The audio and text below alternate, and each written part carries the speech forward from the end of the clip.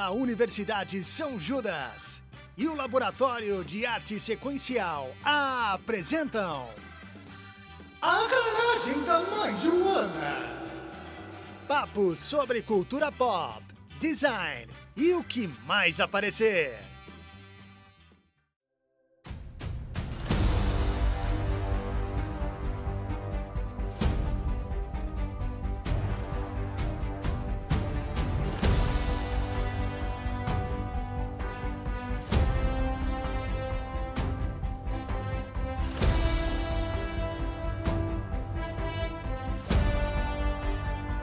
Bom dia, boa tarde e boa noite. Aqui que tá falando é o João Vitor, JV Caverna do RPG. Eu sou o Cauã, apresentador e ilustrador da Garagem. E eu sou o Arthur Alves. E hoje é um dia fantástico, não é mesmo? Mais do que fantástico. Mais do que fantástico. Não estamos em quarteto hoje, né? Como sempre, logo nesse hoje. dia. O nosso quarteto não tá completo hoje. Exatamente. Mas aproveitando, assim, que esse é o ano, assim, do Superman, obviamente, mas também do lado da Marvel, da concorrente, né? Sim. A gente tem o ano do Quarteto Fantástico. O que não é pouca coisa também, Exatamente. Exatamente. Assim, de um lado é o maior herói da DC e do outro lado é os maiores heróis da Marvel, né? Pra quem não sabe, sim, o Quarteto são a equipe, né? Os personagens, a revista mais importante da Marvel. Não, como assim? Não é Vingadores, né? X-Men? Calma lá. Não é Homem-Aranha? Calma lá. Homem-Aranha? Não, calma lá, gente. Vamos lá. Beleza, Homem-Aranha é o herói solo mais conhecido da Marvel. Sim. Os Vingadores hoje têm uma fama muito grande. Embora antigamente todo mundo sabe que a maior equipe da Marvel são os X-Men. X-Men, sim. Porém, a mais importante é o Quarteto Fantástico, na verdade. Não Todo mundo tem como concorda negar. aqui? Com basicamente? certeza. Não sei, você vai ter que me convencer no decorrer do episódio agora. Ok. Ok. Então, vamos lá, gente. A gente tá fazendo esse programa exatamente pra pegar o hype, né? Porque a gente gosta de papar hype aí das coisas, né? Sim. Mas também pra apresentar aí o quarteto pra essa galera que ficou basicamente aí 10 anos sem ter nenhuma obra audiovisual do Caramba, Quarteto Fantástico e só muito conhecia de outros meios por falar, né? Porque desde que a Marvel comprou a Fox, né? Tem muito esse hype aí de o Quarteto Fantástico vai voltar. E eu acredito que tem muita gente aí que não sabe quem é o grupo realmente. Às vezes até assistiu os filmes antigos, ou nem assistiu, né? Porque não era nascido na época, ou não tinha interesse, ou passou batido porque os filmes são, convenhamos, né? São bem mais ou menos assim, né? Então, por conta disso, eu acho que tem esse vácuo aí de que o Quarteto Fantástico não foi muito citado em outras mídias, né, ultimamente. Quem é fã dos quadrinhos, gosta dos personagens e tudo mais, conhece bem eles. Já é uma outra galera que só acompanha o universo cinematográfico da Marvel, né, o MCU, o famoso MCU, não conhece tantos personagens e tá só no hype por conta da galera que fala, né, dos personagens e de canais do YouTube e tudo mais. Então, eu acho que apresentar esses personagens antes do filme, pra deixar todo mundo bem aquecido aí, entendendo toda a história, é uma coisa que, assim, é um dever nosso aqui da garagem, Exatamente, né, obviamente. Sim, então reiterando, o nosso foco não vai ser tanto falar sobre o filme que tá por vir. Exatamente. Quando a gente tá gravando só tem um trailer disponível, que foi o primeiro que lançou. Sim. Então a gente vai falar mais sobre a história do quarteto, as origens, e discutir um pouco sobre como que a gente lida com esses super-heróis que, querendo ou não, a gente teve pouco contato, né? Pelo menos ali no cinema, séries e afins. Então acho que vai ser um episódio interessante pra contextualizar também quem não conhece, até porque é um pouco o meu caso, assim. Eu acho que seria legal começar falando como que cada um de nós teve contato com o quarteto. Com o quarteto? Verdade. Realmente. Quer Vocês querem começar? Tanto faz. Eu acho que eu vou demorar um pouquinho pra falar. Vamos deixar o João por último. Beleza, vai lá. Então, posso começar. Bom, eu desde criança conheço o Quarteto sim, mas lógico que foi por causa dos filmes, né? A gente teve o lançamento de 2 filmes do Quarteto, novas adaptações, que veio ali no começo dos filmes da Fox, né? Ali, o primeiro, se eu não me engano, foi lançado em 2005. Sim. Então, eu conheci o Quarteto Fantástico por meio desses filmes, sabe? E eu cresci assistindo eles. E esses filmes eu acho que foram uma parte de entrada pra realmente eu gostar e amar os personagens. Porque até então só vim tocar numa HQ do Quarteto muito tempo depois, tipo, alguns anos depois. Mas foi essencial porque o Quarteto, ele, na minha infância, ele tava junto com o Batman Cavaleiro das Trevas, tava junto com o Homem-Aranha do Sam Raimi, com o Blade e tudo mais. Então, ele fez parte ali desse, sabe, da minha materialização como um nerd. Então, foi muito importante, apesar dos filmes ser muito fraco, né? O de 2007, então, que é o segundo, que a gente tem o Surfista Prateado e um protótipo mal feito de Galactus. Assim, é bem intencionado até, porque aquele Galactus, ele é levemente inspirado no Galactus Ultimate. Mas não que o Galactus Ultimate seja uma ideia boa. Então, ele também é uma nuvem? É uma nuvem de gafanhotos. É sério? No universo Ultimate, a gente vai chegar nisso depois. Bom, praga bíblica, tá ligado? Mas pra quem já conhecia o Galactus, foi decepcionante aquela nuvem ali. Um ponto muito positivo do segundo filme, que ficou muito marcado pra mim, foi o Surfista Prateado. Eu sempre gostei muito do Surfista Prateado. Tipo, eu achava ele um personagem muito louco e visualmente falando também não tenho o que dizer, né? É simplesmente um cara pelado cromado, prateado. Exatamente. Com uma prancha com uma de surf. prancha, exatamente, que anuncia que, pros mundos que eles vão ser devorados. É o Arauto do Galactus. E, cara, é um personagem muito bom, sempre me chamou atenção. Eu lembro que quando eu era criança, eu tentava recriar a prancha dele com cartolina. Caraca! Aí eu ficava A meta. montando, O assim. cara gastando tinta cromada ali, tá ligado? Ai, a memória muito boa que eu tenho de infância. Mas eu gostava muito do personagem. Mas depois desses 2 filmes, realmente, o meu contato com o Quarteto Fantástico foi se perdendo um pouco, até porque não teve muito conteúdo em questão cinematograficamente falando, né? Porque teve todo esse problema com a Fox, né? Em 2015 teve o reboot deles ainda na Fox, né? Que é do... Qual é o nome? É o Josh Trank que faz? Não sei, só sei que Não tem o Michael lembro B. Jordan. né? Tem o Michael B. Jordan como Tocha Humana, que é irmão adotivo da Sue nessa versão, né? Tem uma parada dessa. Ou a Sue que é irmã adotiva, não lembro, porque eu acho que o pai deles é negro também, então tem isso, né? Reed Richards, eu sei que é o ator de Whiplash. Também. Sim. E assim, esse filme, cara, se for pegar como uma ficção científica, ele até tem um comecinho interessante, mas ele se perde muito rápido. Muito rápido ele se perde. E, tipo, ele fica ruim muito rápido. Pode crer. É bizarro, assim. Sim, e você chega no fim do filme, tipo, querendo que acabasse o quanto antes. Não é uma experiência boa, sabe?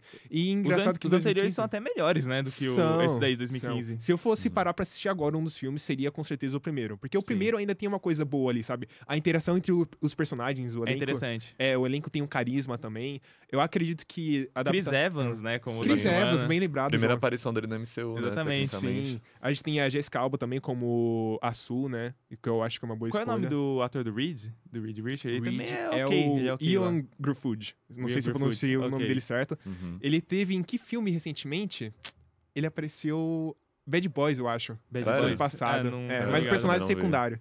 Mas enfim, eu acho que ele foi um bom read ali, sabe? Eu acho que ele conseguiu... Assim, os atores eram carismáticozinhos, mas o roteiro que não ajudava, né, basicamente. Sim. Mas em questão de, tipo, produção mesmo, eu acho que os filmes são competentes também. Até mais que o de 2015, porque o de 2015... Ele é muito escuro, né? Pelo menos pelo que eu vi, assim, muito de escuro. trecho. Não pega a vibe do quarteto. E eles ainda tentam colocar aquela desculpa de que era o quarteto Ultimate, mas... Não até cai. a dimensão lá, tipo, nos quadrinhos do Ultimate, eles vão passando a negativa, né? Sim. Tem uma parada dessa. Lá é uma Terra X, eles inventam um nome nada a ver, nem usa a lore do quarteto, assim, é muito bizarro, tá ligado? Esse filme é uma pena ter existido. Ele só existe porque a Fox precisava renovar o contrato, né? Porque senão eles perdiam o direito de vez. Isso aí. Caraca. E aí chegou a Disney e comprou, falou, não vai dar um quarteto, os X-Men, eu compro vocês. Eu acho que foi isso que aconteceu com o Andrew Garfield também, né? O filme do Andrew Garfield só existiu porque a Sony precisava renovar o contrato do Homem-Aranha, né? Tem um tempo ali que eles não podem ficar sem produzir filme do determinado personagem, senão eles perdiam. Na verdade, eles queriam fazer o 4 do Sam Raimi, deu tanto problema que eles rebutaram e fizeram, vamos fazer um reboot, sabe? Exatamente. Teve isso. E isso acabou acontecendo com o Quarteto também. E o timing desse filme do Quarteto de 2015 foi péssimo também, né? Porque já existia o MCU já tava consolidado, e a gente tava vendo ali os personagens da Fox que, tipo, e sabe... Perdidos. E pra piorar o filme foi péssimo. Que esse filme do Quarteto de 2015 era pra fazer crossover com os X-Men da Fox, mas foi tão ruim que eles não quiseram depois. Nossa. Exatamente. Eles não eram de ideia. E se eu não me engano, 2015 o quê? Tava lançando... aquele filme do Apocalipse. Era do Apocalipse? Acho que era, hein? Que né? é bem mais ou menos também. Foi. Teve o Dia de um Futuro Esquecido também. Que eu acho bacaninha. Eu gosto bastante. Legal. Eu acho que eu tô confundindo. Dia de Futuro Esquecido lançou em 2015 também. E Nossa, não foi bem antes. Acho que foi antes. Acho que foi tipo 2013. Sério? Acho que é mais. E antes disso foi a primeira classe. 2010 foi a primeira classe. A cronologia de vocês tá certa. Acho que era isso. Sim. Bom, mas enfim, aí a gente vê que o universo da Fox já tava uma bagunça Depois mesmo, teve o Fênix Negra que a gente não comenta. Nossa, não. Esquece isso, nem existiu. Mas a gente tava vendo como os personagens não estavam mais sendo tão bem adaptados a partir dali, né? Tipo, o segundo filme lá de 2007 já não era tão bom, e eu acho que parando pra ver, olhando pra trás, o saldo não é tão positivo assim pro quarteto. Mas, querendo ou não, foi uma porta de entrada muito boa pra todo mundo que teve a oportunidade de ver os filmes quando era menor, né? E quando tava saindo ali. E que, inclusive, esse foi o meu caso. Então, eu acho que eu tenho um pouquinho de apego emocional, pelo menos com o primeiro filme. Não sei como que é hoje em dia, né? Reassistindo, mas eu gosto muito do primeiro filme. Assim, é divertidinho. Eu tenho uma nostalgia vendo ele. Eu não fico puto, sabe? Vendo ele, assim. Tipo, eu vejo e falo, pô, o de 2015 é ofensivo, né? Você vê e fala, o de 2015 eu não tenho nem vontade de rever. Eu acho que tava passado de pano porque foi o começo da Era dos Heróis, né? Teve X-Men antes e tal, mas, tipo, tava engateando ainda o que a gente tava por por vir ainda no futuro. Inclusive, falando nisso, como é que foi pra você, Arthur? Acho que foi o filme também. Mano, foi o filme também. Eu tenho muita memória dos dois, assim, acho que eu não... Quando eu assistia quando era mais novo, eu tinha dificuldade de distinguir ambos. Tá. Eu lembro muito que o 2 começa com um casamento, né, do Reed com a Sue. Sim. Nossa, E aí bem começa uma lembrado, invasão Aí lá tem o e helicóptero tal. caindo, eles É. param o helicóptero, aí tem a cena do Johnny que aparece o surfista, e ele fala, Johnny, atrás dele. Meu terno, cara, ele vai Sim. logo, Johnny. É verdade. Sai voando. Muito É bom. bacana as interações. Mano, e tem aquela coisa do Johnny pegar o poder dos outros, né? Sim, Todos os é, membros do parada, quarteto essa e parada tal. aí. Eu lembro Verdade. muito daquela cena que é, tipo, o surfista, ele tá, tipo, numa base militar, eu acho. Ele começa Também. a vazar da base Sim, militar. sim. Tem Não, uma na coisa verdade, assim. o que acontece é que o Dr. Destino pega os poderes do surfista e ele começa a matar a galera da base. Tem isso. Isso, tá. verdade, bem Que é lembrado. referência aos quadrinhos até ele pegar a prancha do surfista. Acontece nos quadrinhos ainda do Stanley Jack Kirby, bem lá atrás. Uhum. Mas eu acho que inicialmente foi esse contato.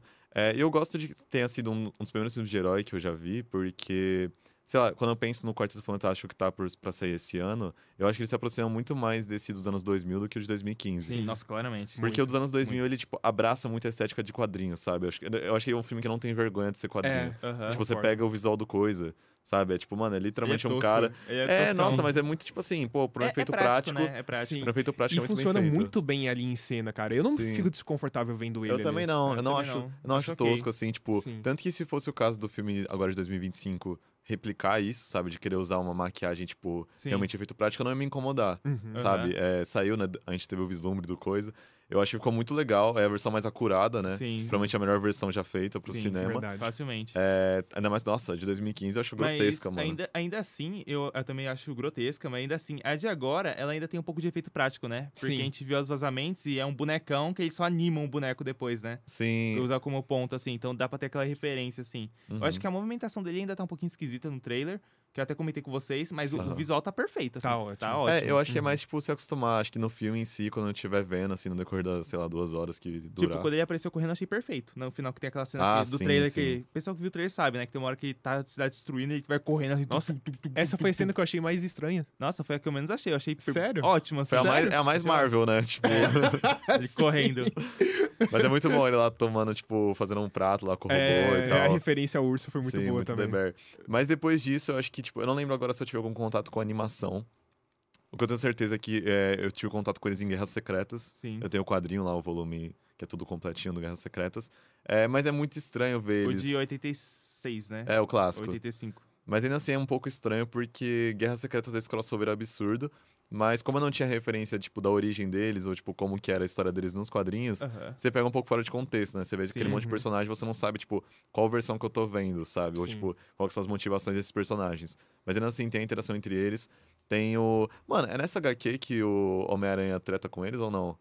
Tem Não tô outra, que, né? ligado. Que ele invade o... É outro. É, prédio. então, é assim, o que acontece? Na Homem-Aranha número 1 de todas, na primeira edição do Homem-Aranha, ele invade o prédio do quarteto para pedir emprego. Ah, Sim, tá. Tem isso. É Muito nessa bom. que ele usa a sacola na cabeça? Não, isso daí é depois que, nos anos 80, quando ele perde o simbionte. Ele pede pro Reed tirar o simbionte dele, porque ele descobre que é um ser vivo. Aham. E aí ele fica pelado.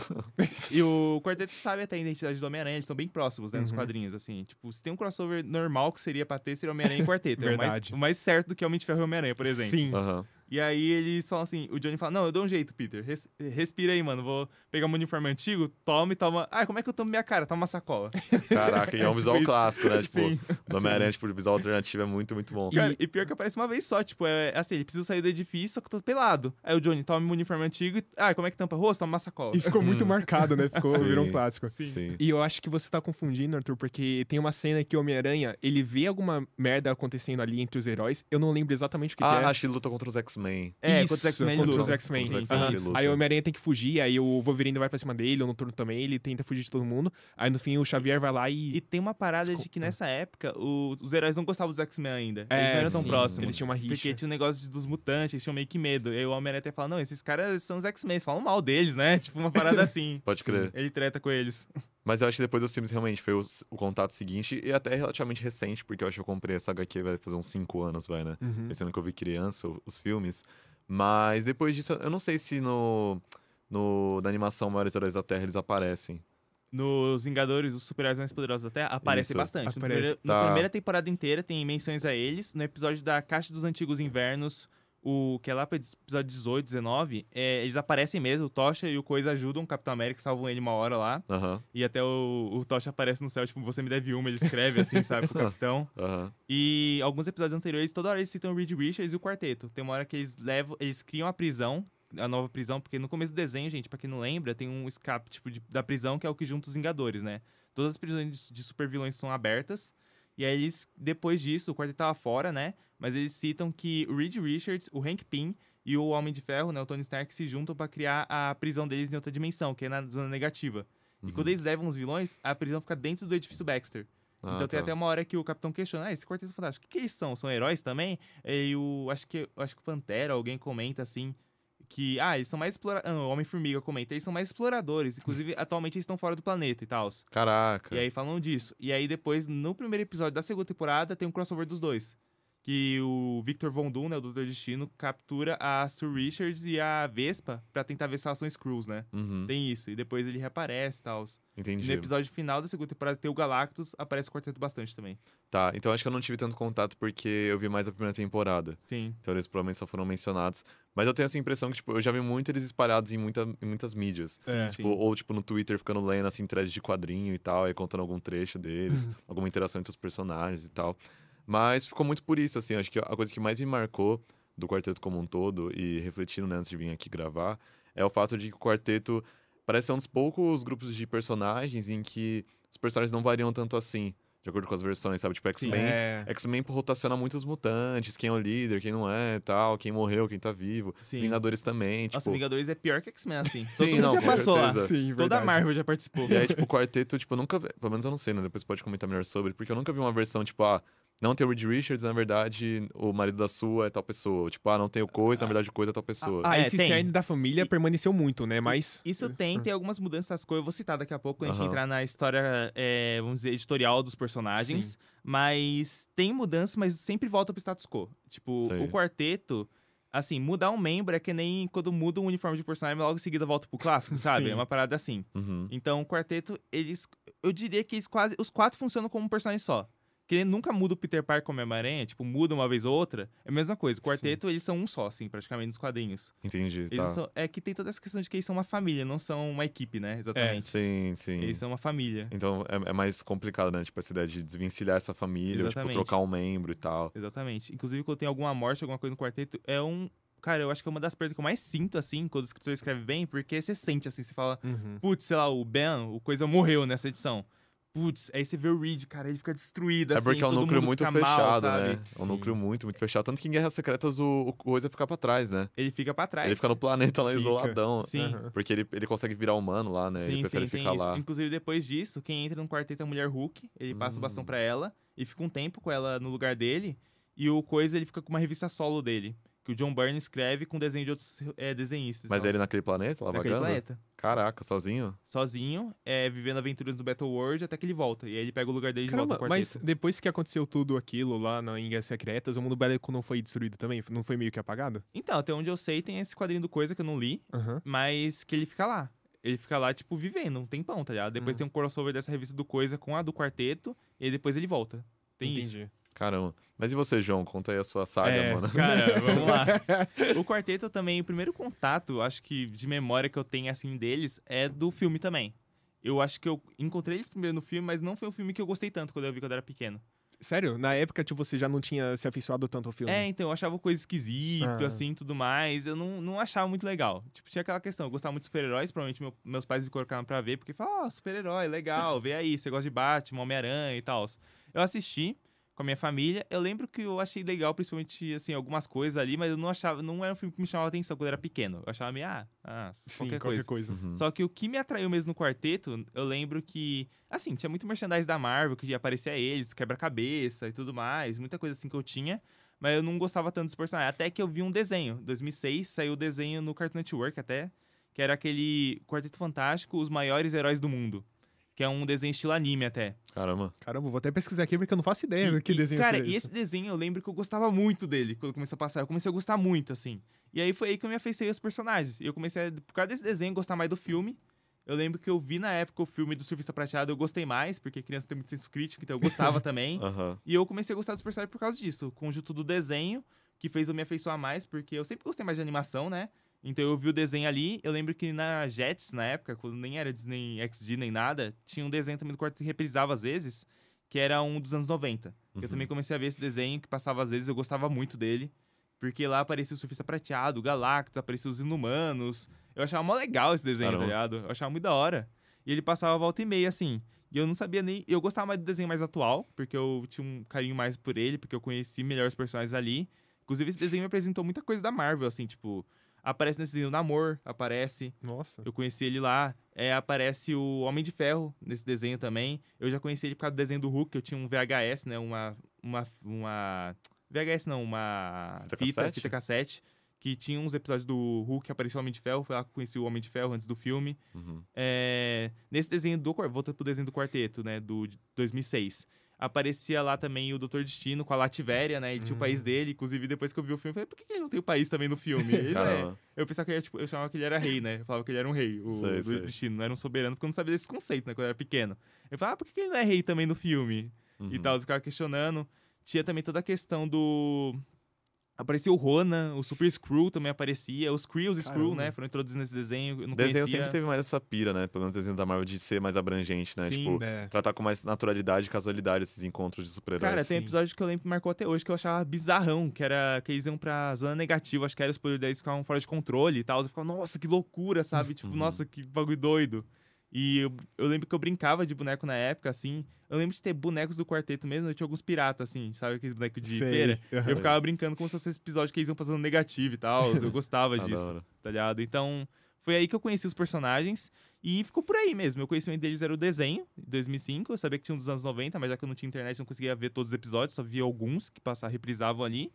E os filmes. E ficou por um bom tempo assim, até que lá pra 2011 eu comecei a ler quadrinhos, muito influenciado pelo desenho do Os Vingadores Super-Heróis Mais Poderosos da Terra, que é um desenho que eu acho que dá até um programa de tão bom que ele é. Sim, e é excelente.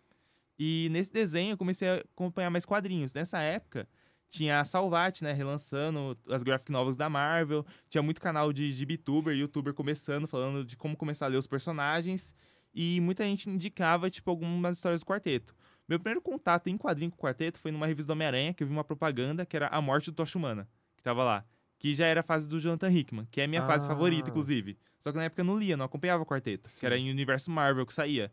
Beleza, eu vi e falei, nossa, como assim o Tocha Humana morreu? E eu, beleza, né? Eu deixei quieto, assim. Eu comecei a ler algumas coisas do quarteto, por scans, né, tudo mais, por conta de indicação de youtubers. Então eu li a fase do Marco Wade na época. Eu lembro que eu adorava a fase do Marco Wade, assim. Eu li o primeiro arco, que é o... Qual é o nome? Imaginautas, que tem duas histórias meio soltas no começo, apresentando o quarteto de novo, meio que representa a origem deles e tudo mais. E depois eu li o Inconcebível, que foi uma história que me marcou muito, que é o Doutor Destino. Acho que é um dos melhores confrontos do Doutor Destino contra o quarteto, que é o maior vilão deles, que ele começa a usar magia pra tentar derrotar o Reed, porque ele vê que em ciência ele não vai ganhar.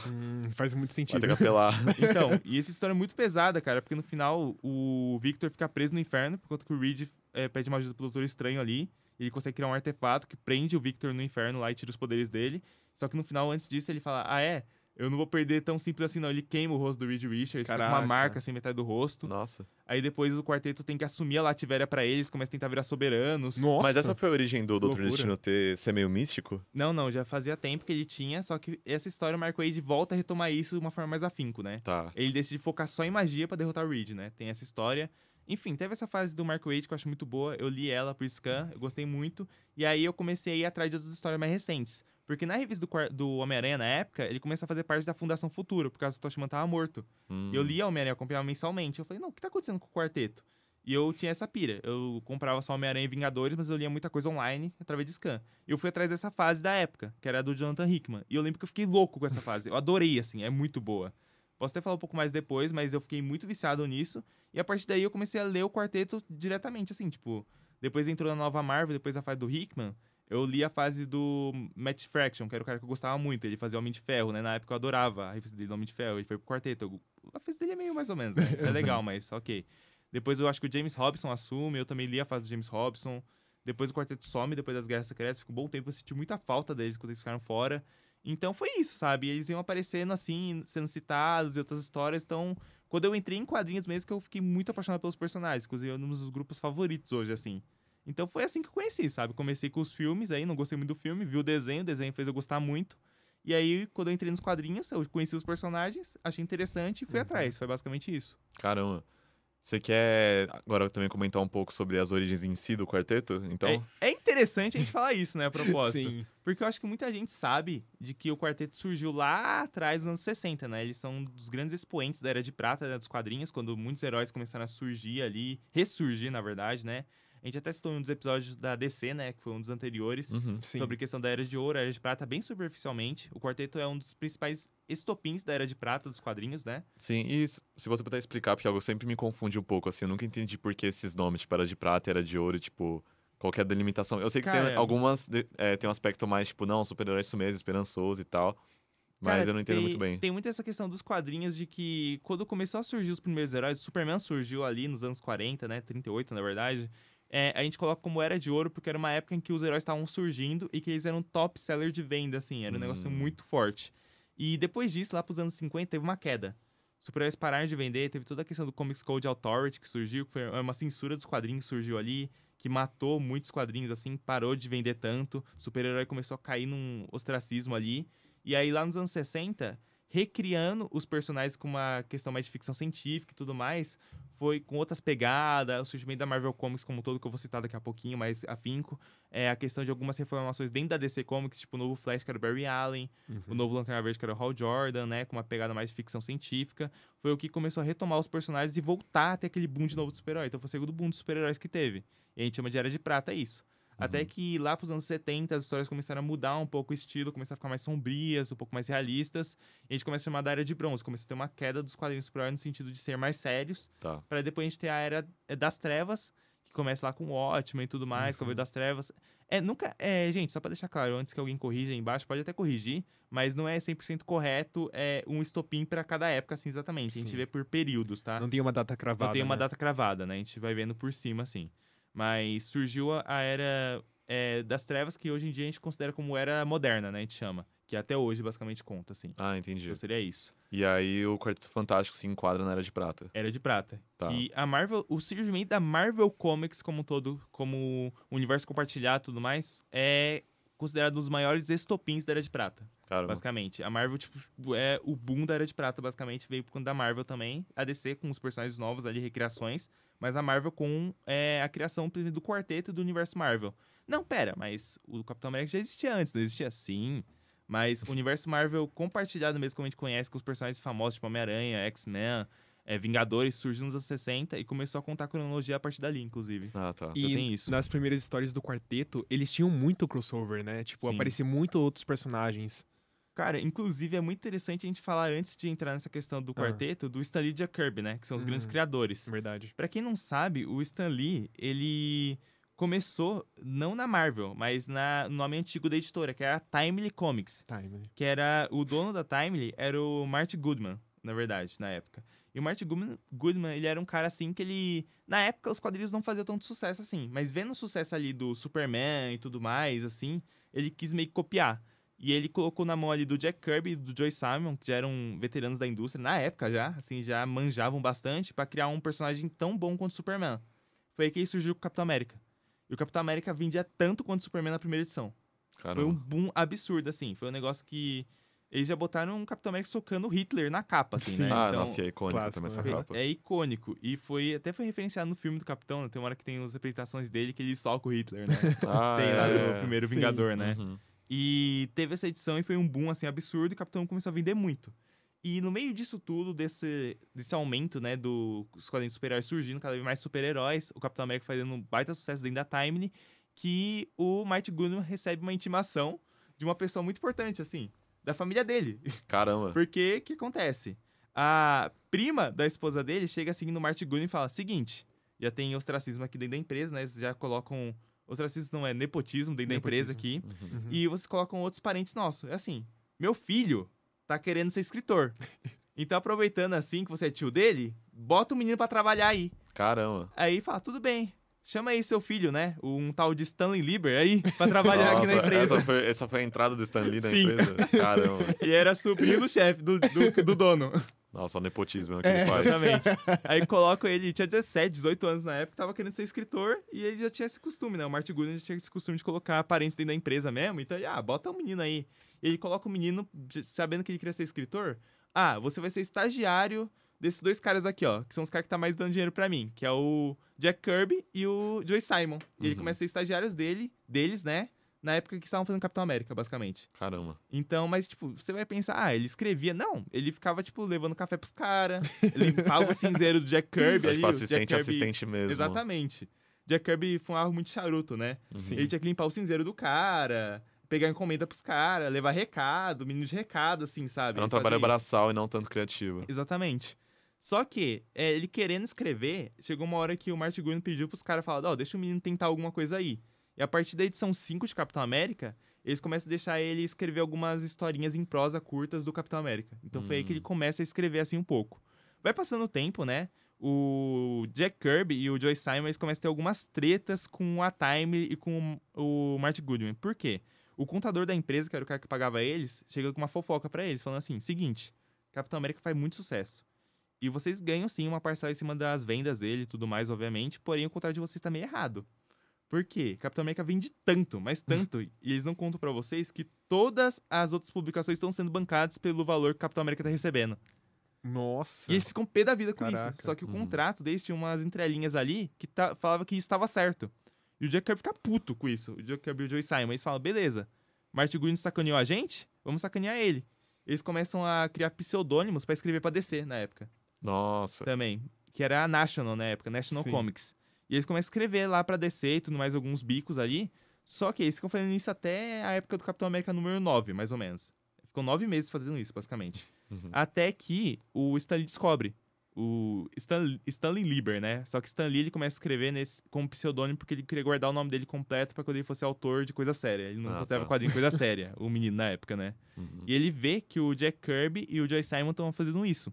Ele fala assim, eu não vou contar. Até que chega um ponto que, por algum motivo, parece, não sei se ele não aguentou não contar, ou ele queria ferrar os caras, não sei se os caras tratavam bem ele ou não, ou se só por filha da mãe mesmo, filha da mãezice, ou porque o cara era da família dele, chega pro Martin Goodman e fala assim, o Jack Kirby e o Joe Simon estão ali fazendo pra concorrente coisa, tá? X9 de merda. Exatamente. Ele é baita X9. E isso chega na mão do Martin Goodman, que chega pro Jack Kirby e pro Joe Simon e fala, não dá não, estão demitidos. Não teve nem segunda chance. Não, estão demitidos, termina Capitão América 10 e vaza daqui, tá ligado? E foi isso. Terminaram, eles saíram, né? E basicamente o que aconteceu foi que o Stan Lee assumiu o que era o setor dos caras, basicamente, como editor-chefe ali e tudo mais. Começou a contratar outras pessoas, continuou ali. Ele tinha o quê? Uns 20 anos nessa época? Nessa época, não, acho que ainda tava com 18 ou 19. Nossa, então ele virou editor-chefe com 18 ou 19. Lá do setor dos caras, basicamente. E aí aconteceu isso. E o Jack Kirby ficou puto na época. Não fica claro historicamente se foi isso mesmo que aconteceu, mas Jack Kirby jura por Deus que isso aconteceu. Tanto que ele fala, se eu catar esse Stanley aí, esse moleque, na próxima vez que ele estiver na minha frente, eu vou quebrar a cara dele, vou matar ele. Mas nunca se acertaram? Realmente então, uma treta eterna? Vamos lá. Tá. Continuando. Altas fofocas do universo editorial. Ele fica pé da vida mesmo. Ele fala, se esse moleque aparecer na minha frente de novo, matar ele. Ele fala. E aí, o Jack Kirby acaba saindo dali e tudo mais. E, no caso, ele lá... deixa eu pegar aqui na minha colinha pra lembrar as datas. Lá em 54, né, um tempinho depois, vai passando, o Jack Kirby vai pra guerra e tudo mais. Ele luta na Segunda Guerra, o Jack Kirby. Ele acaba indo pra lá e tudo mais. E ele volta a fazer quadrinhos, né? E lá em 54 só, ele vem pra participar da National Comics. Da DC, né, no caso. Já era DC Comics na época, se eu não me engano. E aí, o Jack... Qual é o nome do cara? Peraí, deixa eu pegar aqui. Que é o Jack Schiff, porque Jack Kirby, Jack Schiff. Ele era o editor-chefe da DC. E conhecendo o trabalho do Jack Kirby, né, que ele fez lá com o Capitão América e tudo mais, ele chama o cara pra participar da DC Comics agora. Vendo que ele tá sem trabalho e tudo mais. E ele começa a fazer algumas coisas pra DC. Na época, ele, por exemplo, faz o Sandman original, a segunda versão do Sandman, uma reformulação ali, que ele faz com o Joe Simon até. O Joe Simon também vem pra DC e tal, fazem isso. Eles fazem, e também tem uma outra criação do Jack Kirby, que é bem importante pro quarteto em si. Que na época, ele tem uma ideia de criar um grupo de exploradores que usam roupas combinando e que exploram coisas de ficção científica. E ele faz os Desafiadores do Desconhecido, que é uma equipe da DC bem lá do C, assim. E ele inventa esse personagem e fica escrevendo um tempinho ali. Além de que ele inventa as histórias de guerra da DC e tudo mais, ele fica fazendo ali. Mas alguma fez tanto sucesso quanto Capitão América? Nenhuma. Nenhuma fez tanto sucesso. É bico ali que ele faz, sabe? Ele tava sem emprego e isso já era uma época que os super-heróis estavam decaindo já. Sei. Ele pega pra reformular o Arqueiro Verde também na época e tudo mais. Ele faz bastante coisa pra DC, assim, nessa época. E o que você acha dessas versões dele? Cara, é interessante, assim, pra ver, porque tudo que o Jack Kirby cria, tanto na Marvel quanto na DC, até hoje é usado. Sim. Por exemplo, Desafiador Desconhecido tá participando agora da revista Liga da Justiça Sem Limites, por exemplo. Tem uma revista só deles agora que tá acontecendo, e eles estão como chefes de manutenção da Torre de Vigilância, por exemplo. Caraca. Então, são personagens que até hoje ficam. Então, isso é bem interessante, ver que mesmo quando o cara faz o bagulho que não faz sucesso, continua sendo usado por outros autores até hoje, basicamente. Então, é bem impressionante isso. E... basicamente, ele fica ali fazendo até que, lá em 58, ele já tava num outro pira, o Jack Kirby. Ele tava fazendo quadrinho pra DC ainda, mas ele tava querendo começar a trabalhar com tira de jornal. Porque, embora os quadrinhos de super-heróis, quadrinhos como um todo, tava meio decaindo nos anos 50, ele tinha essa parada de que tira de jornal era muito mais respeitado. E ele tava querendo, já tinha conversado com o Jack Schiff e tudo mais, até que o Jack Schiff chega pro Jack Kirby e fala assim, olha, eu estava querendo fazer tiras, eu tenho uma parada pra fazer aqui.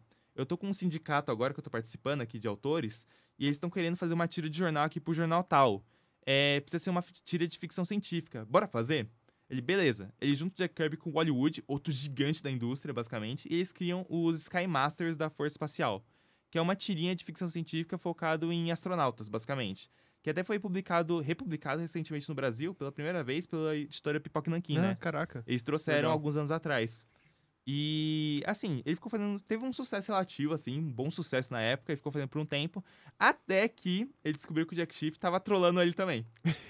Por quê? Caraca, Por quê? Eles fizeram um contrato na primeira tira de que eu acho que 5% dos lucros da tira iam pro Jack Schiff, além do que ele já tava ganhando como editor e tudo mais ali ajudando, né? E era assim, ele tinha colocado uma entrelinha de que era pra todos os capítulos da tira, ele ia ter que dar. Só que o Jack Kirby não concordava. E ele achava que era só pro primeiro que tava valendo, que era o que tava no contrato ali, realmente. E ele parou de pagar o Jack Schiff pelos 5%. O Jack Kirby falou, não vou pagar, não vou. E aí começou a dar uma treta, até que o Jack Schiff falou, cara, você não vai me pagar? Ele, não vou. Ele, beleza, tribunal. Nossa, caraca. Botou o Jack Kirby no tribunal. Mas o Jack Kirby também mete o louco, né? Não sei se o problema é ele ou todo mundo em volta dele. Sim, mano. Eles foram pro tribunal e o Jack Kirby perdeu. E ele teve que pagar tudo pro cara. Aí ele ficou pé da vida. E eles já estavam tretados. E aí o Jack Schiff já tava querendo mandar ele embora da DC, por causa dessa treta aí dos dois, desse atrito. E aí até que chegou um ponto que o Jack Kirby viu que a tira não tava mais rolando, não tava sendo sustentável pra ele. Ele falou, não, vou parar, vou terminar ela. Assim que ele terminou a tira, mandaram ele embora da DC também. Não, calma, João. Vamos abrir um parênteses. Tipo assim, o que você acha da índole do Jack Kirby, tá ligado? Esse cara é confiável, mano? Ou ele realmente é um coitado que todo mundo passa a perna?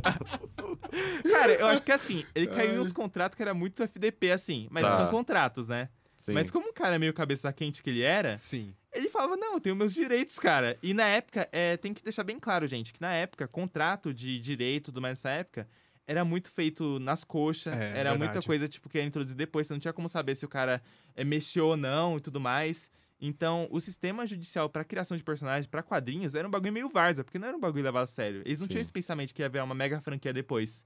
Então, era meio zoneado. Então, ele ter essas atitudes, na época, fazia sentido, sabe? Era uma coisa que fazia sentido. Dito algumas coisas que a gente vê, tipo, os criadores de Superman que se ferraram muito depois. Verdade, embora no contrato, se foi em contrato, tá certo. Só que aí você pensa, esse contrato era justo? Sim. Entendeu? Então, tem muitas questões.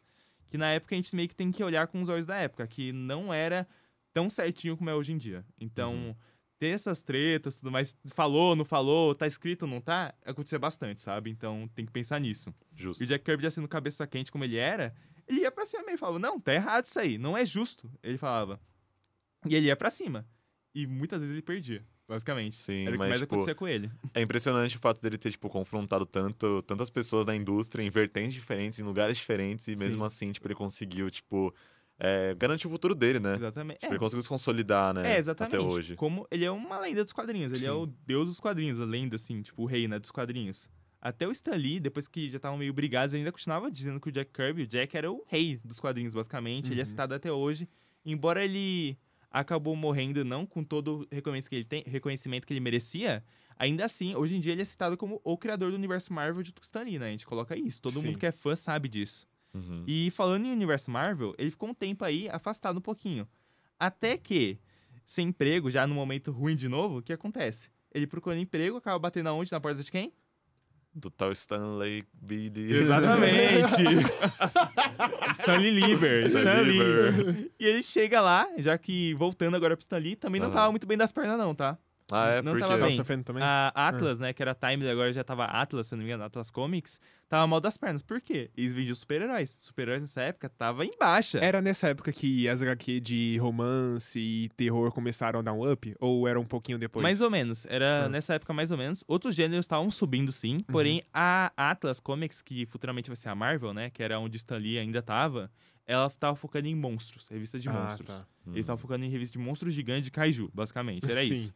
E aí, tava lá num momento ruim. Inclusive, o editorial dessa época era composto só pelo Stan Lee, basicamente. Caraca. eu ia te tava- perguntar isso. Como que foi a gestão dele nesse período todo, Na em época, paralelo? ele tava só reeditando quadrinhos antigos e republicando. Era isso. Então ele não escrevia. Ele não escrevia. Ele tava só reeditando até que ele fala, tá, o Martin Goodman fala pra ele contratar algumas pessoas e o Jack Kirby bate na porta na época. Eles falam, beleza, Jack, cola aí, você é um veterano, você manda bem, você precisa de emprego, vamos te ajudar. Ele começa a escrever algumas histórias, chama o Jack Kirby e puxa também Steve Ditko, que também tava na casa fazia um tempo, tinha saído e volta. E eles começam a criar algumas revistas de monstro ali, bem genéricas mesmo, assim. Sabe, era sempre uma coisa pra tentar chamar a atenção. Era um monstro interagindo, destruindo uma cidade e algumas pessoas correndo. Ou um monstro interagindo com a capa e alguma coisa assim. Sempre uns títulos genéricos e tudo mais. Inclusive, nessa época surgiu alguns títulos da Marvel bem famosos, tipo Amazing Fantasy, Tales to Astonish, Tales of Suspense, que era focado em suspense também. Vários quadrinhos bem genéricos, assim, que surgiu na época, só que não vendia bem. E a Atlas estava num momento muito ruim, assim, que é a Marvel, né? Vou começar a chamar de Marvel, porque depois vai mudar o nome. E tá um momento muito ruim. E o Martin Goodman já tava, tipo, numa época, tipo, falando, não, vamos tentar fazer tal coisa, e nada dava certo. Até que o Martin Goodman, uma vez, assim, nessa época, ele foi jogar golfe, né? Os magnatas aí editoriais da época gostavam desse tipo de coisa, né? Era o jogo de rico, né? Ele foi jogar e nesses jogos ele jogava com um cara chamado Jack Leibowitz, que era o dono da DC na época, basicamente, editor-chefe da DC na época. E eles trocando ideia lá numa partida de golfe, o Martin Goodman falou, pô, não tá dando certo, o quadrinho eu acho que não vira mais, não sei o quê. O Jack Leibowitz, ele fala assim, não, peraí, quadrinho não dá certo? Nada a ver. Na verdade, tem uma parada que eu descobri recente, muito, muito top, hein? Sabia que se você pegar vários personagens, vários super-heróis juntos e juntar, dá muito certo. A criançada adora. Recentemente a gente fez um negócio, já fazia antes, né? Mas um dia a gente fez a Liga da Justiça, tá dando muito certo. Nossa, muito, muito top, hein? Tá dando muito bom lá na minha editora. O cara foi se gabar e deu a ideia pro concorrente. Aí o Martin Goodman falou, sério, Liga da Justiça, equipe de heróis? Pô, legal. O cara correu dali e chegou, Stan Lee, você precisa fazer uma equipe de super-heróis pra mim, tá bom? Aí o Stan Lee fala, pô, mas já tentei tanta coisa, nada deu certo, né? Eu, Jack Kirby, Steve Ditko, estamos fazendo uns quadrinhos de monstro, quem já tentou umas coisas com suspense, outras coisas, não dá certo nada. Outra ideia não vai adiantar. Ele falou, não, pensa aí, entrega aí um grupo do jeito que você achar melhor. Aí ele, beleza. O Stan Lee nessa época já tava até desistindo, assim, ele tava querendo ir embora, tava querendo pedir as contas já. Pelo que eu fiquei sabendo, tipo, se essa história não desse certo, ele ia parar de vez, né? Então, ele já tava querendo ir. Só que quem convence ele a continuar, pelo menos fazer essa história, é a esposa dele. Que fala assim, tipo, Stan, você já tá querendo ir embora. Assim, se você fizer uma coisa que eles não gostarem ou der muito errado, você ser mandado embora, não é ruim, porque você já tá querendo ir embora. Sim.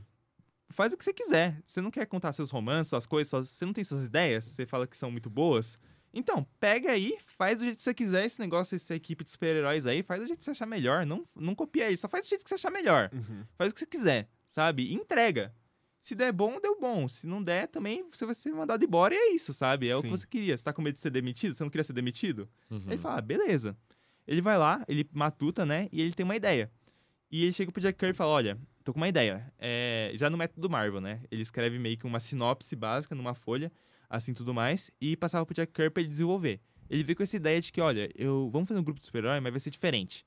É uma família já, logo de cara, eles pegam o poder todo mundo junto, de uma vez só, e eles são uma família disfuncional. Então ele pega os arquétipos norte-americanos. É o marido, a mulher, basicamente, que no começo eles ainda não eram casados, mas é o casal, né? O homem e a mulher, o cunhado e o melhor amigo, que é o Coisa. Sei. É isso. E ele entrega ali e... Beleza, Jack Kirby desenvolve e tudo mais, eles fazem a primeira edição do Quarteto Fantástico, que inclusive é uma edição bem bizarra, assim. Vocês já viram a capa da edição número 1?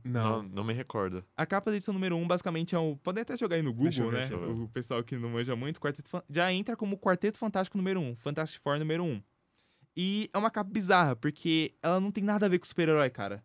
Ela é uma capa que até meio genérica, lembra muito as capas de monstro que eles faziam na época. É basicamente um monstro... Seria essa daqui? Deixa eu ver. Exatamente. um monstro saindo do chão, segurando uma mulher, que essa mulher tá ficando invisível, então você vê que tem alguma coisa estranha ali. Tem uma labareda rodando a cabeça do bicho, assim, que você não sabe se é o que é. Se você encarar, você vê que é um cara pegando fogo, parece, ou só um fogo, você não sabe direito. Tem um bicho de pedra ali correndo, que tá de costa, inclusive não tá nem mostrando o rosto. E tem um mano todo torto, com umas cordas amarradas nele. É tipo um negócio muito aleatório. Nem tem fundo a capa, é toda branca, né? Sim, toda branca. Toda branca. Tem um cenário ali no canto direito, mas é só um protótipo de cenário. Porque... Então, e aí eles publicam, né? A história até é meio desconjuntadinha, mas já tá tudo ali, sabe? Eles já criam a questão da família disfuncional, já criam os 4 personagens, cada um com uma personalidade. Tudo mais, o Ben, que é o Coisa, né, já é atormentado no começo pela aparência dele. O Senhor Fantástico já é mega inteligente, eu coloco ele como sendo um cara muito inteligente. A Sue já tem um romancezinho com o Reed ali, já tem alguma coisa sugerida. E o Johnny já é colocado como o irmão mais novo da Sue, meio irresponsável, assim, tudo mais, né? E eu tenho toda essa questão já estabelecida. E na primeira edição, metade dela é contando a origem deles, que já coloca aquela questão de que, pra quem não sabe, a origem do quarteto é que eles entraram no foguete, inclusive no primeiro quadrinho é de forma clandestina que eles fazem. Eles querem fazer um projeto do Reed. E eles invadem um foguete. É bem bizarro, assim. Eles invadem, sabe? O lançamento de foguete lá pra fazer o projeto deles. Nos filmes já coloca como sendo um bagulho da NASA, patrocinado e tudo mais, né? É o do Victor Von Doom, né? No filme lá. Mas eles colocam que eles pegam esse foguete, vão pro espaço, são afetados por raios cósmicos, fazem um pouso de emergência. E quando eles saem, eles começam a ficar malucos, porque eles começam a ter o corpo afetado. Eles ficam desesperados, que já é uma mudança que o Stanley faz. Eles têm medo dos poderes. Então no começo eles já levam um susto. E você vê essa origem, de que eles começam a querer esconder esses poderes. E meio que a primeira origem deles é isso, mostrando como é que eles surgem ali, o poder deles. E na segunda metade da história, você vê eles enfrentando o primeiro vilão deles, que é o Topeira.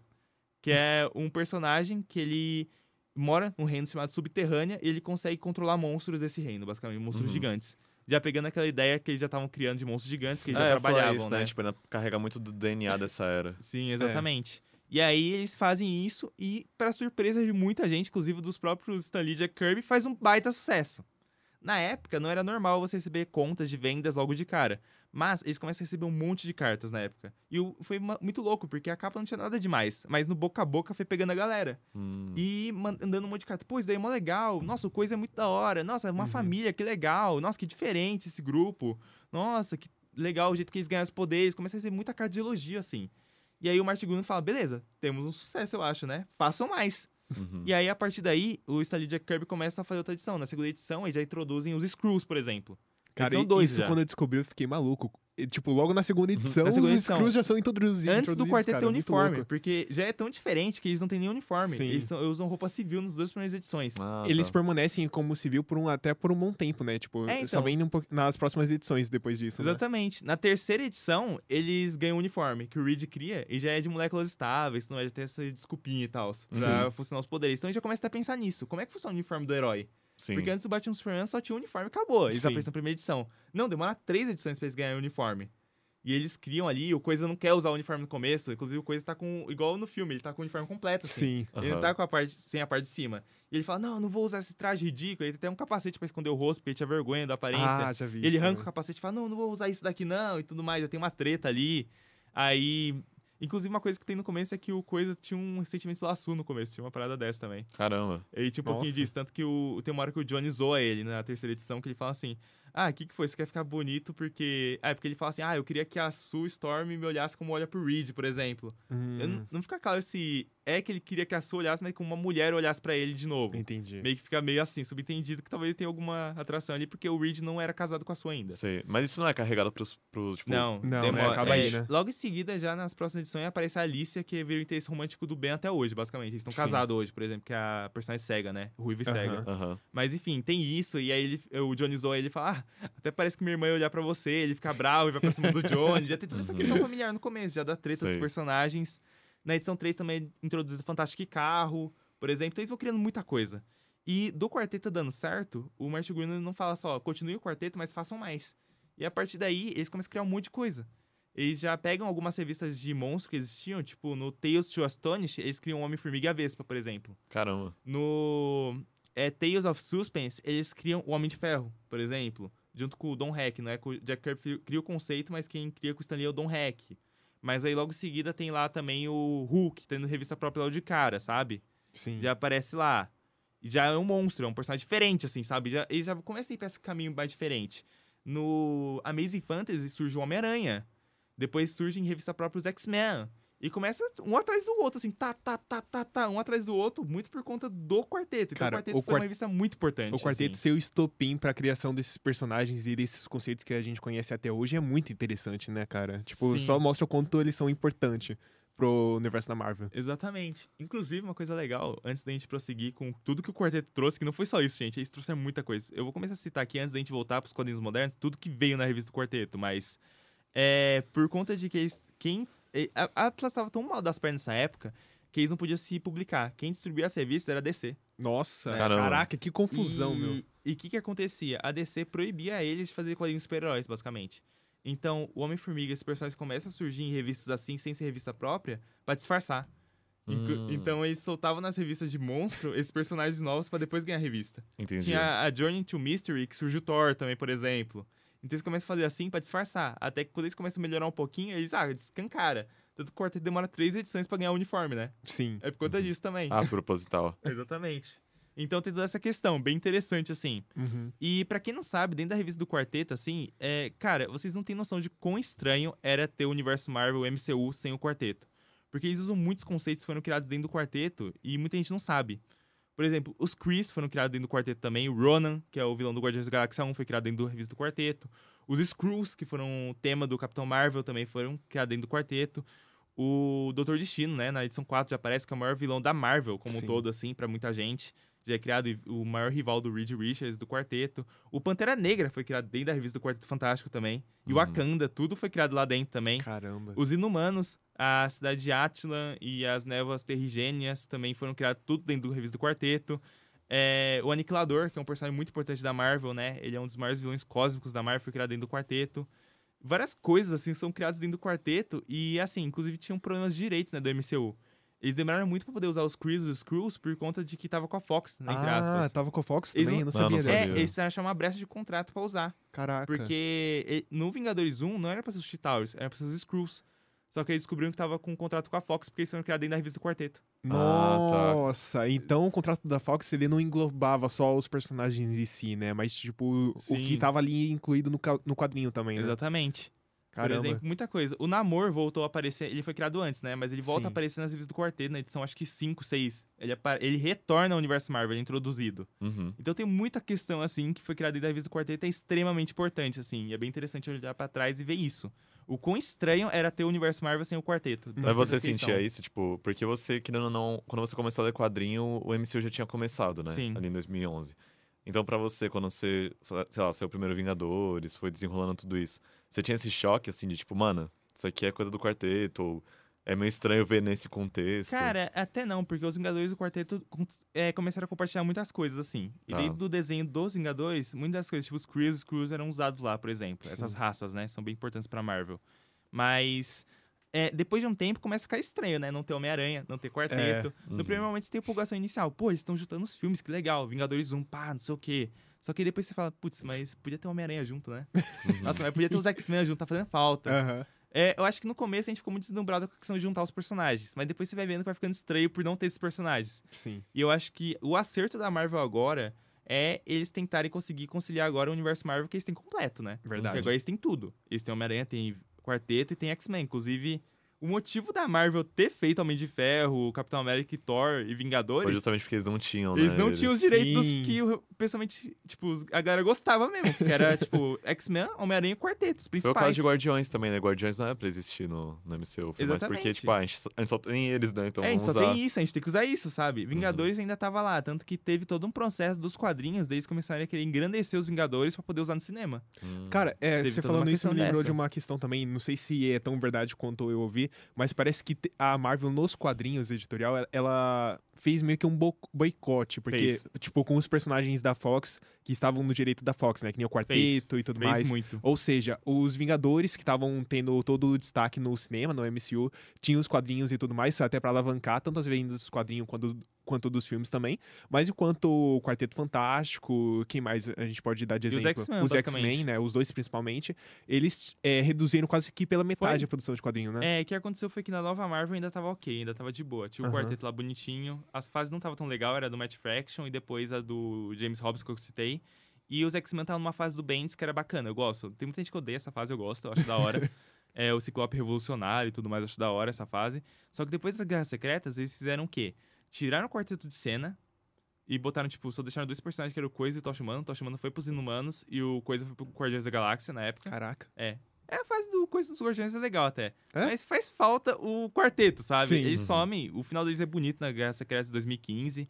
Mas assim, faz falta. Sim. E os X-Men começaram a jogar de canto, quiseram substituir os X-Men pelos Inumanos na época. Nossa, começaram a fazer isso. Inclusive tem toda a questão da névoa terrígena, né? Que é a névoa que dá os poderes aos Inumanos e tudo mais. Começa a ser venenoso pros mutantes e tal. Eles têm que se esconder no limbo com a ajuda da magia. Tem toda uma questão de uma fase assim.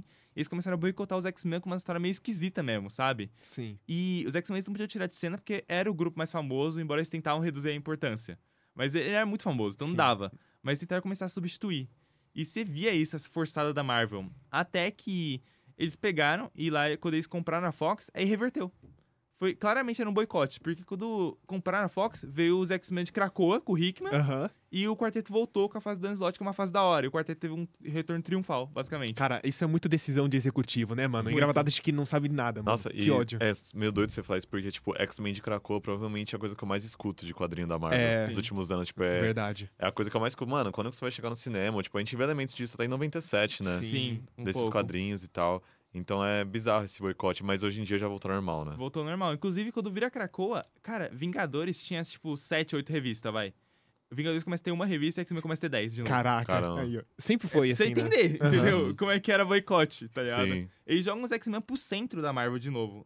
A área de Krakoa, basicamente, as maiores sagas da Marvel dos últimos anos é tudo com os X-Men. Tem 10 de Espadas, tem a queda da Dinastia X, que teve agora. Sim. Dia de Julgamento também é com os X-Men. Todas as sagas grandes que tiveram é tudo os X-Men envolvidos, sabe? Então, tipo, eles botaram no centro, que nem era os anos 90 mesmo, sabe? Voltou a ser os principais X-Men hoje em dia. E eu acho que, pelo menos eu consigo imaginar um movimento da Marvel, pelo menos eu vejo como o cenário ideal, pelo menos no cinema, né? Porque eu acho que a Marvel tem um certo apego, até pelo que ela consolidou nesses últimos 10 anos, né? Agora quase 15 anos, sei lá. De você, tipo, ter super-heróis, Vingadores, Homem de Ferro, afins, todo esse legado e, tipo, mano, bora seguir com isso, né? Tipo, a gente gastou muito tempo, muito dinheiro, muito investimento, bora seguir com esses personagens. O que não tem dado muito certo, né? Exatamente. E agora a gente tem o quarteto, o filme da X-Men já foi confirmado, né? Não tem uma data, pelo que eu me recordo. Estão com rumores de que sai em 2028. Estão com rumores. Mas eu vejo muito a Marvel, tipo, mano, tendo que, em parte, abandonar um pouco esse legado que ela tem. Sim. Até porque já virou apelo nostálgico, né? Verdade. A gente tem agora o Robert Downey Jr. voltando com o Victor Van Doom. Eu acho até legal a gente comentar um pouco sobre o Van Doom. E aí, sei lá, pra mim acho que tem que ser realmente essa despedida. Tipo, se Guerras Secretas e tal vai sair, tipo, 2026, 2027... Tipo, mano, acaba de vez, sabe? Acaba de vez com esse MCU e reseta tudo. Sim, rebuta. Cara, inclusive, eu tenho uma teoria que eu falei pra vocês nesses dias, verdade, né? É uma ótima que teoria. Eu comentei que o quarteto, pra quem percebeu, ele tá no universo alternativo. Não ficou claro se ele se passa nos anos 60 mesmo, ou se ele é um universo meio atemporal com elementos sessentistas. É o que parece, assim. Que, inclusive, lembra muito a estética do desenho dos Vingadores, os super-heróis mais poderosos da Terra. Que tem uma estética moderna, mas que é sessentista. Tipo, tem todo um retrofuturismo ali. Verdade. É interessante, tem essa questão. Ele imita um quadrinho dos anos 60 com alguns elementos modernos. Tanto que ele não dá uma data de onde se passa. Verdade. O desenho. E eu acho que o quarteto talvez faça algo nessa vibe. E se for isso mesmo... E o que eu imagino que eles estão fazendo, porque a logo desse quarteto é diferente, a estética visual dele é muito diferente de todo o MCU, e os personagens estão sendo introduzidos, assim, muito, tipo, como eles sendo os grandes heróis desse universo, sabe? Não tem outros personagens citados no filme. E eu acho que, talvez, esse quarteto aí, eles nem apareçam em Guerras Secretas. É uma teoria minha, tá? Sim. Estão falando que vai ter quarteto em Guerras Secretas e tudo mais, mas talvez não sejam esses. Talvez esses personagens, na verdade, eles estejam ali e estejam introduzindo um novo universo Marvel já. E o que a gente vai ver em Doomsday e Guerra Secreta vai ser um final, a culminação de tudo que a gente viu da Marvel até então, sabe? Uma grande homenagem tanto ao MCU como um todo, como os filmes da Fox e tudo, encerrando tudo e criando um novo universo Marvel unificado agora. Que o primeiro filme vai ser esse quarteto, e depois a gente vai ter nesse mesmo universo os X-Men já. Pode crer. E a Marvel vai começar certo agora, digamos assim. Faz muito porque sentido. eles não têm tudo agora. Eles têm Vingadores, tem X-Men, tem Quarteto. E agora eles vão fazer meio que essa estética anos 60, homenageando todo o início da Marvel, porém com uma pegada moderna também, meio sessentista com moderna, e recriando os personagens a partir dos mais importantes agora. Talvez venha o filme dos X-Men, depois um Quarteto 2, depois eles recriam o Homem-Aranha aí. Às vezes o Homem-Aranha do Tom Holland tem um reboot aí. É o Tom Holland, mas ele tá nesse universo agora. E aí eles criam um visual mais dos anos 60 pra ele, toda uma questão mais clássica do Homem-Aranha, tirando um pouco daquela peso do MCU. E eles pegam e também refazem os Vingadores com atores novos, sem ficar presos os antigos. Sim. E já por mim já fazia um filme direto Vingadores, já introduzindo novos já no mesmo filme, sem precisar fazer Homem de Ferro, Thor, sabe? É verdade. Já bota direto no mesmo filme, sabe? Eu já acharia legal. Nossa, eu acho muito otimista. Eu não acho que eu não consigo. Eu concordo, Arthur. Eu não consigo ser tão otimista. Tipo, uma teoria que eu vi que eu acho que faz sentido também é a ideia de que o quarteto vai perder nesse filme. E aí, tipo, tem aquela cena que é o Reed Richards no quadro dele, né? Aí tem uns bagulhos, tipo, de lapso temporal. Inclusive tem referência à fase do Jonathan Hickman ali. Qual? Porque tem uma hora que acho que tem escrito lá Solve Everything, resolva tudo, que é o lema do Reed na fase do Hickman. Que é resolver tudo, tanto que o primeiro arco chama isso, né? Acho que é consertar tudo, perdão. Consertar tudo. Pode crer. Que ele começa a criar resoluções para todos os problemas do mundo, basicamente. Caramba. E por conta disso ele cria a Fundação Futuro na época. Porque ele começa a ver que inclusive a Fundação Futuro vai estar no filme, né? Vai ter isso. Sim. Todo esse conceito.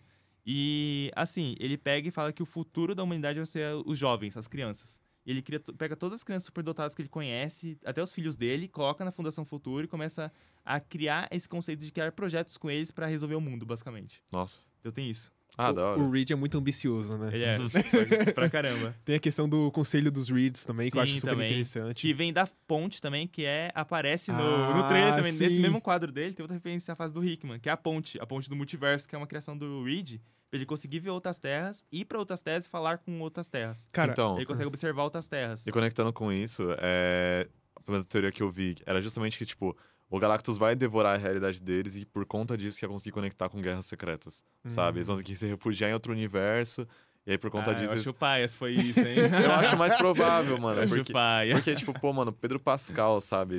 É um elenco de peso ali. Sim. Eu não acho que eles fariam, tipo, um Guerra Secreta sem ter o Quarteto Fantástico. Tipo, eu acho que eles até podem, por exemplo, vamos supor que vai ter o reboot real, 2028. Eu imagino muito, tipo, beleza, esse mundo vai acabar, eles vão colidir em um só, e aí, tipo, quando resetar, talvez eles retomem parte da estética. Pode ser, Eu também. não acho que eles vão, tipo, pô, mano, deixa o quarteto lá intocado, enquanto tá rolando, tipo, o maior evento da Marvel. Não, tudo bem se eles aparecerem, mas talvez sejam outras versões deles. Tipo, Pedro Pascal botando outra roupa. Ó, o que eu mas acho que acredito... não é essa brisa. O que eu acredito é que a gente vai permanecer com esse elenco que a gente vai conhecer agora em 2025, mas que vai ter uma versão alternativa também. Eu também que acho. talvez essa versão seja que a gente veja daqui pra frente nesse próximo reboot. Sei lá. Eu tenho esse otimismo de resetar já a Marvel, Sim. tanto que a logo é diferente. Eu acho muito bizarro. Como Cara, assim? eles nunca mudaram a logo. Sim. O que é da Marvel? Eles nunca mudaram nenhum projeto. Eles mudaram nesse filme. Eu acho verdade, muito que é meio bizarro isso. quadriculado. Eu não consigo entrar na minha cabeça que, tipo... Cara, por que eles mudaram a logo só nesse filme? Não Só. pode ser em vão. E o Guerras Secretas e o Guerras Secretas e o Doomsday, eles têm o logo antigo da Marvel. Sim. Eles têm o logo clássico do Marvel Studios. Eu acho muito estranho. Eu não consigo, Cara, tipo, toda a entrar na minha questão cabeça. visual muito desse esquisito. filme realmente é um ponto de interrogação ali, porque a gente nunca viu a Marvel fazendo Nem isso, né? WandaVision mudou tanto. Nem assim. WandaVision, Nem verdade. WandaVision. Que eu acho que era o projeto mais disruptivo deles, sabe? Que eles mais pensaram Nem fora o da Arif caixinha. muda. Nem o Arif. Não, tipo, pô, eu até gosto de pensar que, tipo, pode ser o caso, mas eu não consigo imaginar que, tipo, pra mim pode ser algo mais simples, tipo, estética. Tipo, Será? a estética. Sei Não lá, eu acho muito bizarro. Porque, mano, ó, vamos pegar o que o James Gunn tá fazendo com o DCU agora. Sim. Tipo, pra mim ele foi muito claro no que ele tá fazendo. Tipo, a gente tem um plano de 10 anos, Deuses e Monstros, aqui é o novo logotipo da DC e tal, DC Studios, não sei o que lá. Eu não acho que faz sentido a Marvel, ela iniciar algo, tipo, tão planejado assim, tipo, igual, por exemplo, a gente tava comentando agora, tipo, não, agora o Universo Quarteto Fantástico vai ser o principal, vamos destruir o restante, é isso. Eu não acho que eles fariam isso sem falar sobre. Eu acho que talvez eles falem sobre, mas seja uma parada meio assim. Tem esse filme, Uhum. por exemplo, e ele já é o reboot, só que a gente não sabe. Esse quarteto aparece no Doomsday, de alguma forma meio alternativa, e no Guerra Secretas. No final do Guerra Secretas, falam que cria um novo universo. E aí só continua o Quarteto 2 como se fosse continuação desse. Aí você fala, então esse é o novo universo? Caralho. Eu acho que vai faz ser uma sentido. coisa meio, tipo, parte morreu, sei lá, o Homem de Ferro vai aparecer, Capitão de novo lá, legal, Thor, não sei o quê. E aí depois, tipo, só tipo, segue a vida normalmente, tipo, tinha várias realidades, a gente juntou todas, até o Deadpool e Wolverine, né? Acho que é interessante por isso e tal. É então, que assim, já falaram que nenhum X-Men da Fox vai voltar no reboot do X-Men. Então o Hugh Jackman vai com Deus Nem mesmo. Nem o próprio Ryan Reynolds. Eu acho que o Ryan Reynolds vai ficar meio personagem de meme, sabe? Talvez se tiver um Deadpool 4 vai ser um bagulho meio memes. Eles vão zoar com isso. Sim. De alguma forma, sabe? Eu não vejo por que descartar, né, o Ryan Reynolds como Deadpool. Eu acho que... Não. Eles continuaram quando ele foi pro MCU agora, tá ligado? Então, exato. ele dá pra ser esse personagem meio que guia, sabe? Que vai atravessando entre os... Ele pode ser o que vai zoar. Pô, rebutaram, né? Caramba, eu tô aqui ainda. O Hugh Jackman acho que é o mais pá, assim, porque, pô, ele colide muito com o que ela pode querer fazer com os X-Men. Cara, eu quero muito outro Wolverine, eu quero muito. Você cansou do Hugh Jackman? Não é que eu cansei, é que eu acho que já chegou Você um ponto que... Até o Homem de Ferro, assim, o Robert Downey Jr. Sim. Eu acho que chegou um ponto que, cara, o personagem tem que ser maior que o ator. Não pode deixar acontecer o inverso. Putz, é difícil dizer, né? É difícil. Muito difícil. Eu prefiro, porque se a gente ficar mais tempo ainda com esses caras, com os atores, aí que vai ficar impossível. Mano, o Hugh Jackman vai morrer de tanta bomba que ele tem que tomar pra ficar com aquele shape. Sim. Eu acho que é isso. Eu acho que nos quadrinhos mesmo, você vê os personagens sendo desenhados de várias formas diferentes, assim. Sim. E eu acho que tá na hora de mudar os atores já. Cara, talvez, eu acho que quanto antes eles admitirem isso, vai ser melhor pra eles mesmo. Eles têm que arrancar logo a o band-aid da ferida e dizer que os personagens não vão ser os mesmos atores. Cara, desculpa, eu acho que introduzir dentro do universo Marvel atual Quarteto e X-Men, tipo, como se fosse já estivesse lá, sabe? Tentar continuar o mesmo universo, só introduzir eles, é impossível. É impossível. Por conta do jeito que eles começaram. É impossível, não dá. Vai ficar bem feito, vai ficar tosco. Vai ficar tosco, velho. Sim. Toda hora eu fico mencionando o Carlinhos, né? As teorias dele. Vou mencionar de novo uma teoria dele. Ele falou, tipo, não, mano, é só falar que os X-Men estavam numa ilha. eu metia essa, eu tinha uma teoria, ó, eu tava falando de Quarteto, agora falar de X-Men. Né? Não, tá até a escola, ele tem que se isolar, né, pô? Eu pensava numa teoria assim, que a Era de Krakoa aconteceu já no MCU, e eles estão em Krakoa. E por conta das visões da Moira, eles evitaram ser revelados por 60 anos. Então tem várias linhas cronológicas em que eles se revelaram e é o universo Marvel normal. Só que no MCU, eles teriam ouvido a visão da Moira de ficar isolados. Eternos faz um pouco isso, né? Tipo, acho que Eternos flerta um pouquinho com essa ideia. Só que ia ser a mesma coisa, basicamente. Tá sim. Mas porque não interferiram. porque não precisava ser interferido. Ô, João, mas você esqueceu da Kamala também, porque agora ela é uma mutante. Ai, então, que merda, né? Nossa, droga. Mas eu acho que, o tanto de coisa que a Marvel já largou. Nossa, isso daí é tão escroto, velho, da Kamala quer ser mutante. Tão escroto que a gente vai mudar isso nos quadrinhos. Sério? Nos quadrinhos? E até nos quadrinhos eles zoam isso. Nossa. Porque a Kamala morre e ela volta em Krakoa como mutante. Aí eu acho que falam pra ela assim, pra ver, você é uma mutante agora. Por quê? Nem ela entende. Ai, como você é mutante agora? Nossa. Será que tem chance deles introduzirem os Inumanos também, nessa nova pegada da Marvel aí, no reboot? Eu espero, mano. Eu espero mesmo. Sim. Inclusive, pra mim, eu acho que o Quarteto Fantástico, esse quarteto aí novo, não tem que ter uma trilogia, uma quadrilogia, né? Pelo amor de Deus. É verdade. Tem que ser. Mas, mano, eu vou, tipo, difícil defender a Marvel, mas acho que a gente tá num período que dá pra ter esperança. Eu vejo, pelo menos o James Gunn, né, o DCU como um todo, tem esse movimento, né, e até com o que ele fez com o Guardiões, de pegar esses heróis, essas histórias que talvez não teriam tanta atenção, né? Obviamente tem os pilares, né, que é do Superman, vai ter o filme do Batman, daqui sei lá quantos anos. Mas eu acho que, sim, pensando no reboot da Marvel, eu acho que seria muito mais interessante eles tentarem focar nessas histórias que, tipo, a gente não viu nessas 4 fases iniciais. Sim. E não, tipo, vamos fazer o Homem de Ferro de novo, vamos fazer o Capitão América de novo. Não, assim, eu acho que, os Vingadores, por mim, se isso aí é uma trilogia nova dos Vingadores, seguindo o desenho dos maiores heróis da Terra, seria ótimo, eu ficaria feliz. Mas eu acho consertar o Ultra ou consertar o Kang, entendeu? Tipo, eu acho que tinha que ter uma pausa, sabe? Até pra dar uma atenção pros X-Men. Tipo, não, eu acho que, assim, quando tiver no segundo filme dos X-Men e o terceiro do quarteto, você bota Vingadores, entendeu? Que aí vai ser 2033, né? Então, e não só isso, eu acho que antes do reboot total também, eu acho que deveria ter uma pausa. Porque se a gente encerrar esse universo que a gente conheceu durante todos esses anos e vir um outro logo em seguida, pode até gerar um estranhamento, sabe? A recepção pode não ser tão boa. Sem contar que eu acho que é necessário também, a gente precisa de um tempo sem MCU, cara. Precisa desse tempo. Eu acho que Eu não acho, eu quero o X-Men agora. Eu sei, mas tipo, vai ser mais vantajoso pra... Sem universo compartilhado, tá ligado? Acho também. E outra, eles precisam de tempo pra se planejar, pra o que eu acho que eles têm que fazer agora é que esse bagulho de filme e capítulo não rola mais, cara, na moral. Como assim, filme e capítulo? Filme e capítulo. Tipo, Homem-Formiga é só Homem-Formiga e Vespa é só uma ponte pro Guerra Infinita, sabe? Sim. Tem que parar com isso. É tipo assim, trilogia dos X-Men, trilogia do Quarteto. E no meio, um filme crossover. Isso. Tem que tipo, ser, tem que funcionar por si Quarteto só, Fantástico. Beleza, crossover. Passou, já era. Aí depois, tem o filme dos Vingadores e o X-Men 2. Aí depois Vingadores vs X-Men. Beleza, depois tem o X-Men 3. É isso, sabe? Aconteceu o bagulho lá, mas só cita, sabe? E que inclusive, se a Marvel seguir esse caminho, o que é difícil até de imaginar, mas se eles seguirem isso, eu acho que eles têm chance até de passar a decidir de novo nessa questão. Porque pensa...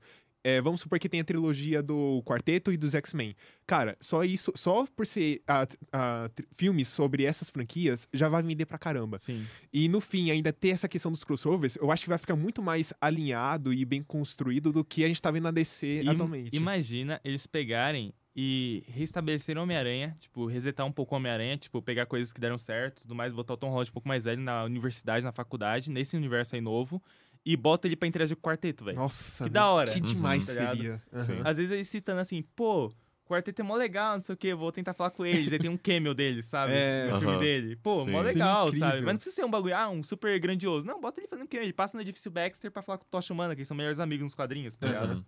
É porque a Marvel se pegou a ser hitmaker, né? Então. Tipo, pô, todo filme tem que ser um hit, tem que ser um filme evento e tal. E eu acho que Thunderbolts, eu já vejo como esse movimento, tá ligado? Sim. Pelo menos porque é um filme meio X, que é um grupo que, pelo menos, eu não conhecia, e eu acho que boa parte das pessoas que acompanham o MCU só o cinema mesmo, também não conhece.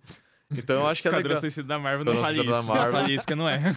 Mas, tipo, eu acho legal eles darem essa atenção, tipo, pô, bora pegar uns grupos nada a ver. E, sabe, eu não acho que Thunderbolts vai ser um hit. Eu não acho que Thunderbolts vai ser gigante. Mas eu acho que pode ser um sucesso dentro daquilo ali, tá ligado? Pode ser um cult dentro da Marvel, né? Mano, tipo, sabe? Projetos são um pouco menores, sabe? Não precisa ser tudo, tipo, meu Deus, o mundo vai acabar. E sabe o que é bizarro? O Quarteto Fantástico é só o quarteto. E já tá sendo um baita hit. Exatamente. Só por ser o quarteto ter o Galactus ali, sabe? Tipo, e nem parece um filme evento, parece ser um filme super genuíno sobre os personagens. Tipo, vamos fazer um filme da hora do quarteto? Vamos fazer, vai. Eu acho que se isso que eu falei de, tipo, não, eles vão partir, tipo, o mundo vai acabar, eles vão pro mundo Marvel, sabe, no final do filme. Eu não sei se isso vai ser bom ou ruim, tá ligado? Se conectar com o MCU. Vocês sabem que tem uma teoria de que o Franklin Richards vai ser o foco do filme, né? Só que eles não mostraram ainda. Sim. E parece que o Galactus não vai vir pra Terra pra devorar, na verdade. Não. Ele vai vir pra falar com o Franklin. Trocar uma ideia? Porque ele quer que o Franklin seja... meio que recrie o universo dele que ele perdeu. Porque o Galactus ele vem de um outro universo que foi morto, né? Basicamente. Por quem?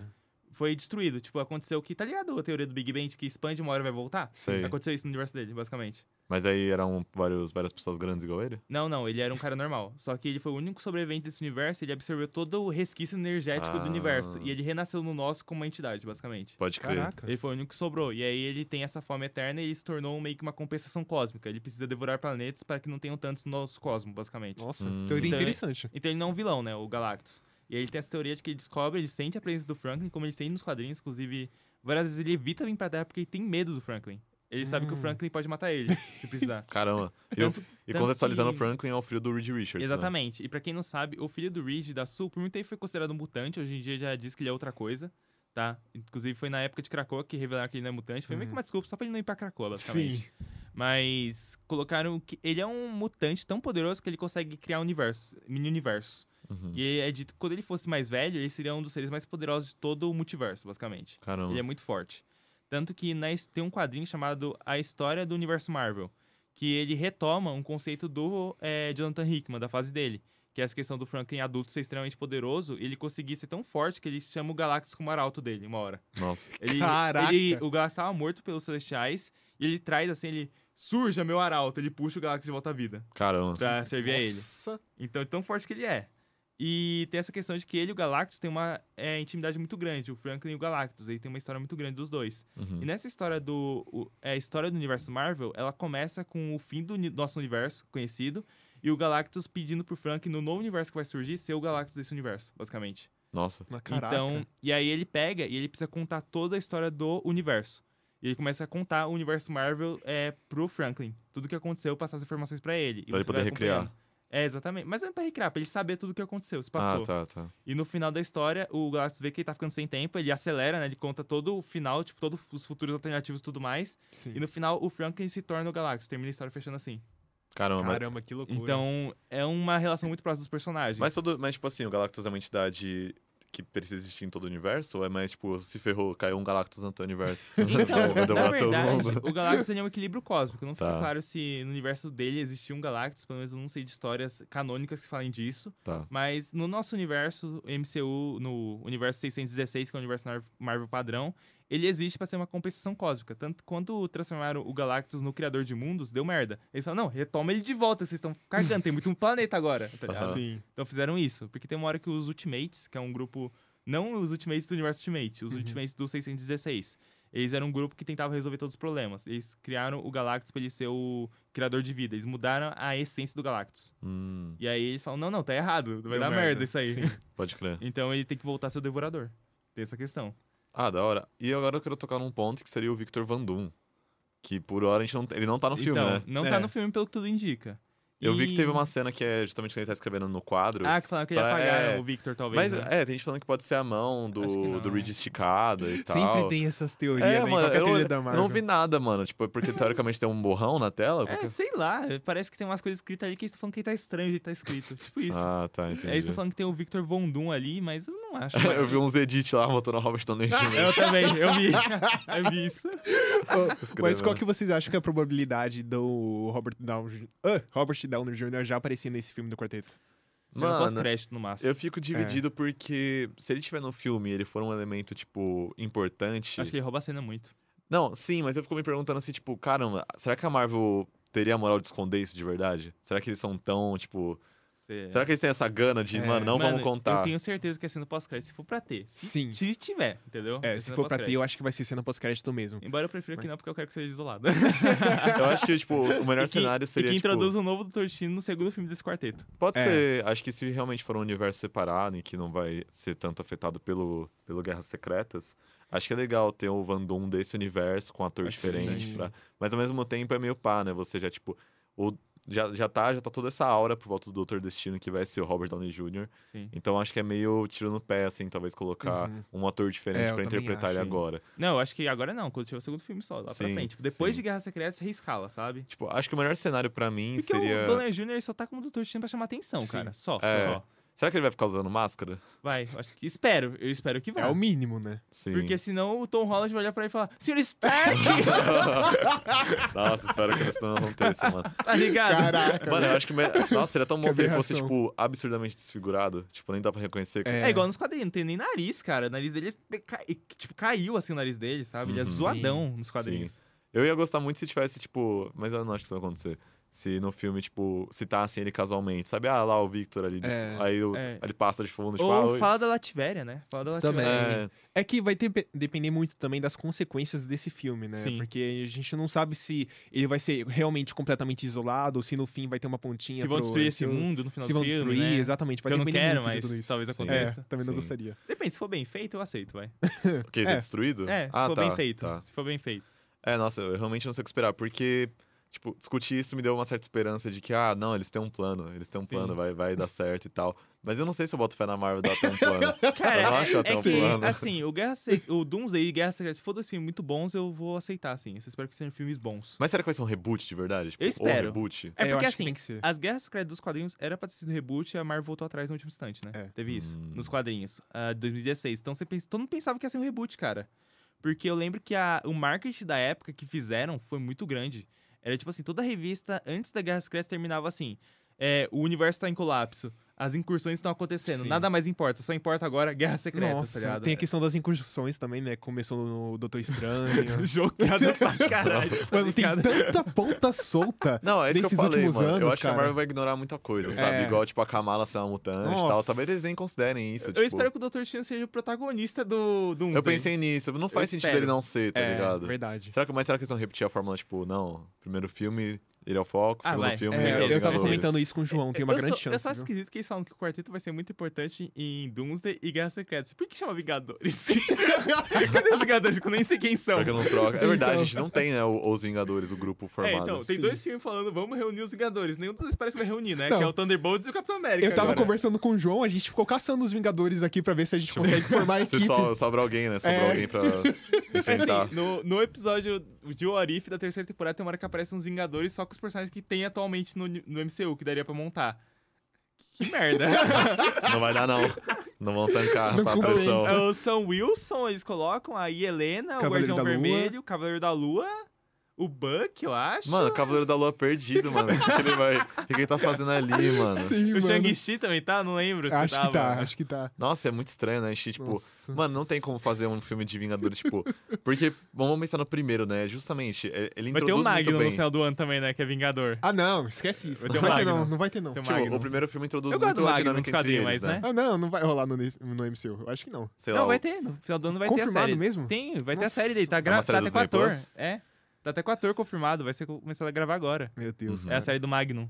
Mas, tipo, mano, como que eles vão repetir essa fórmula do Vingadores 1 em Guerra Secreta, sabe? Porque Vingadores 1 foi, tipo, teve a base ali consolidada, a interação entre eles. Tanto que o filme, tipo, é relativamente um filme até que parado, né? Sim. Porque é muito eles interagindo, eles tretando, começando a ter essa química entre eles, pra depois nos outros filmes, tipo, escalar essa coisa. Como é que eles vão fazer isso, tipo, no Vingadores Guerras Secretas, em que, tipo, até agora a gente não teve nenhuma interação consolidada dos novos Vingadores? Mas eu acho que isso acontece no Eu acho que a gente não vai primeiro ver... Guerra a gente- Secreta. A gente não vai ver novos Vingadores, mas nem ferrando. Eu acho É. que eles vão pegar os antigos, versões É verdade, alternativas né? e Vai ter o jogar, Capitão sabe? América de novo, Será? né? É. Então... É, o Chris Evans vai estar no filme. Mas será que ele vai ser um dos protagonistas, tipo, de cara? Ah, espero. Eu acho que não, de cara acho difícil. Talvez meio É. que pro meio do filme. Mano, eu acho que vai ser uma parada assim. Eles vão trazer o Robert Downey Jr. não só pra ser o Victor Von Doom. Ele vai ser o Homem de Ferro Superior, sabe? Uma parada assim, eles estavam falando também. É, ele vai ter o Homem de Ferro Superior, o Capitão América alternativo do Chris Evans, vai ter o Thor do Chris Hemsworth. Parece que vai ter os 6 Vingadores clássicos voltando no A Guerra Scarlett Secretas. Johansson pode voltar também, porque É, ela se parece que resolveu com a vai. Disney. Caramba. Parece que ela vai voltar como uma versão da Viúva Negra também, então vai ser meio que os Vingadores do multiverso com os atores clássicos. Tipo, bagulho Nossa, assim. tá. Vai ser legal, né? Vai ser legal. Sim, é o que a Vai gente ser- tem, né? Vai ser divertido, vai ser divertido. Mano, uma coisa que eu tava pensando é que eu vi isso no Twitter, né? Eu vi o trecho do HQ. Como nesse filme do Quarteto Fantástico até agora não tem menção alguma do Victor Von Doom, ficou muito me perguntando se, tipo, nessa versão ele é um cara do bem, tá ligado? Nossa, ia ser muito bom. Se ele é gente boa, tá É que ligado? assim, nos quadrinhos do Quarteto, é legal que ele começou como o maior nêmesis dele, né? Sim. Ele aparece na edição 4, se eu não me engano, do Quarteto, já entrando ali como um rival do Reed, da época de faculdade e tudo mais, que ele teve uma experiência ali que o Reed falou, não vai dar certo, Victor, vai sim, explodiu na cara dele e tal, toda essa questão. E desde então, ele é o maior vilão do Quarteto, ele é obcecado pelo Reed Richards por ser melhor que ele e por pegar a mulher dele, inclusive, né? Ele também quer pegar a Sue, né? Aham, Basicamente tem isso. pode crer. Sim, bem lembrado. E, cara, o Victor Von Doom, ao longo das eras, ele tem uma relação muito maluca com o Quarteto, né? Porque ele tem uma relação de amor e ódio ali. Uhum. Você vê que ele faz umas paradas, tipo, tentar matar eles, mas ao mesmo tempo no quadrinho do Dan Slott tem uma hora que quando ele vai casar, ele chama o Reed pra ser padrinho dele. Caramba. Nossa. Entendeu? Sim. Ele é muito louco, assim. E ao mesmo 880. tempo, ele é tio da Valéria, né? Da filha do Reed. Tem um quadrinho que ele faz o parto, né? Se não me engano, tem isso. Ele No fala, universo- Reed, fui eu que fiz o parto da tua filha, tá ligado? Tem é porque é meio louco. A origem da Valéria envolve o universo alternativo e o universo padrão, né? Tem Tá. a versão dela alternativa que é mais velha e tem a versão dela criança, tá ligado? Eu não lembro qual das versões que ele fez o parto, basicamente. Sei. Vai ter essa questão. Inclusive, no Guerra Secretas, quem chega e pede ajuda do Dr. Tina é ela. Ela vai até ele e fala, Victor, só você... Meu pai tá tentando resolver, mas você também precisa tentar. Senão não vai dar certo. Você precisa fazer. Ajuda meu pai, alguma coisa assim. Aí eu falo, não, o destino vai fazer sozinho. Mas obrigado por avisar. Caraca. Valeu pelo toque. A cara dele fazer isso. Inclusive, a relação deles é tão grande, tem uma one-shot que saiu nesses anos, que é basicamente o universo do Marvel todo foi destruído pelo Galactus, de uma realidade alternativa. E quem resgata o Victor Von Doom e dá os poderes pra ele conseguir derrotar o Galactus é ela. Caramba. Ela ajuda ele, né? É a versão mais velha dela e tal. Então a Valéria e o Doom têm uma relação muito próxima, assim. Na fase do Hickman, tem uma hora que o Victor Von Doom ele tá com a inteligência roubada, né? Ele tá meio burro, só que ele quer dizer que ele tá burro, né? Sei. E aí, tipo, a Valéria que chega pro Reed e fala, não, a gente tem que ajudar o tio Victor, vamos lá. E aí eles ajudam ele, porque ela pede, tá ligado? E ela ajuda. Que loucura, os filhos do Quarteto Fantástico têm relação com os arquinimigos dele. Então, é muito louco. Tem um outro personagem que faz parte da Fundação Futuro, esqueci o nome dele, é da fase do Hickman também, que ele é filho do Mago. O Mago é um dos vilões clássicos do quarteto, né? Inclusive, falando em vilões clássicos, o quarteto tem vários vilões clássicos que são meio esquecidos, né? Tem o Mago, que ele criou o Quarteto Terrível, que é um grupo pra rivalizar com o Quarteto Fantástico. Tem o Ardiloso. A Medusa dos Inumanos apareceu primeiro dentro desse grupo de vilões. Tem o Homem-Areia, do Homem-Aranha participou também desse grupo. Nossa. Dentre outros, né? Tem outros personagens, tipo o Homem-Dragão, que até faz parte da Fundação Futura. Tem o Pensador, que é um personagem que ele é super inteligente. Sempre tem esse personagem meio gênio que é rivalizar com o Reed Richards, né? E tem um personagem que é o Fantasma Vermelho, que estão falando que ele tá no trailer do... Não tem o Malkovich que aparece lá no trailer, que eu falei até que podia ser o Franklin mais velho? Sim, que eu chutei isso no nosso react. Então, estão falando que ele é o Fantasma Vermelho, na verdade. Que é um vilão russo que aparece na edição 13 do quarteto lá atrás. Ele aparece também na fase do John Byrne, se não me engano. Ele aparece em outras fases aí. Até na do Hickman ele aparece e tal. Ele faz uma ponta. Mas, se eu não me engano, né? Pelo que eu lembro, assim, por cima ele faz uma ponta. Mas ele aparece no Vingadores, os Super-Heróis Mais Poderosos da Terra também, com uma ponta lá. Ele é um vilão, que ele é um russo. Que ele ficou bravo com os Estados Unidos por ter conseguido ganhar a corrida espacial. E ele vê o quarteto surgindo e ele quer rivalizar com o quarteto, porque ele acha que os russos são melhores. E ele faz um foguete, vai pro espaço, junto com 3 macacos, junto com ele. Nossa, eu já tinha ouvido falar desse cara. Eu só lembrava dele por causa dos macacos. E aí ele vai pro espaço e é afetado por raios cósmicos, e ele e os macacos dele ganham poder. Nossa. Caramba, e ele ganha, de macaco. ele ganha, tipo, o poder de ficar intangível e tal. E os macacos, cada um ganha um poder mental, o outro ganha um poder de tal coisa. E eles querem, ele mais 3 macacos e rivaliza com o Quarteto Fantástico, tipo isso. Pô, seria muito bom ver isso no filme, mano. Os caras sendo no soco com um monte de macaco. Mas não sei se vocês viram, tem uma teoria, tem uns rumores, né, de uns leakers que falaram que o filme do quarteto já vai começar com eles estabelecidos já, né? Vai contar a origem com flashback e já vão ser heróis faz um tempinho. E no começo do filme vai ter meio que um flashback, meio que uma montagem mostrando eles crescendo como heróis. E nesse flashback vai ter várias aparições de vilões menores deles. Vai ter, tipo, o Topeira fazendo cameo, vai ter o Mago fazendo cameo, parece. Então vai ter esses vilões menores deles aparecendo, assim. Caramba, eu não tive tanto essa impressão porque, acho que a fala do Reed Richards, né, quando ele tá contando, tipo... não, é a Sue que fala isso, que, você antes não ficava invisível, ou, tipo, o Ben não era uma pedra e tal, tipo, o Johnny não pegava fogo. Na verdade, o Reed fala isso, né? A Sue depois rebate, ele fala né? assim, ele tá meio triste, ele fala, antes da gente subir pela primeira vez... O Ben não era uma pedra, você não ficava invisível e o Johnny não pegava fogo. Aí a Sue responde, o Ben sempre foi uma pedra. O Johnny é o Johnny e eu tô bem aqui do seu lado. Ela fala isso pra ele, né? Sim. Ela retruca falando, não, tá tudo bem. Porque o Reed se culpa muito, né? Pelo que aconteceu com o grupo. E até nos quadrinhos tem isso, que eu achei muito bem feito. Principalmente pelo Ben. Ele sofre muito pelo que aconteceu com o Coisa, só que o Coisa tem aquela relação de que, tipo... Ele coloca, não, às vezes ele tem umas treta com o Reed e fala, não, você não tá tentando o suficiente pra me trazer de volta, quando ele fica bravo. E o Reed afeta muito ele, porque ele tá, sim, tentando trazer o Ben. Tem até esse dilema no filme, né, de 2005. E é uma questão bem forte, assim, tanto que o Ben é o melhor amigo do Reed Richards. Inclusive, na fase do Hickman tem uma história que eu acho linda, velho.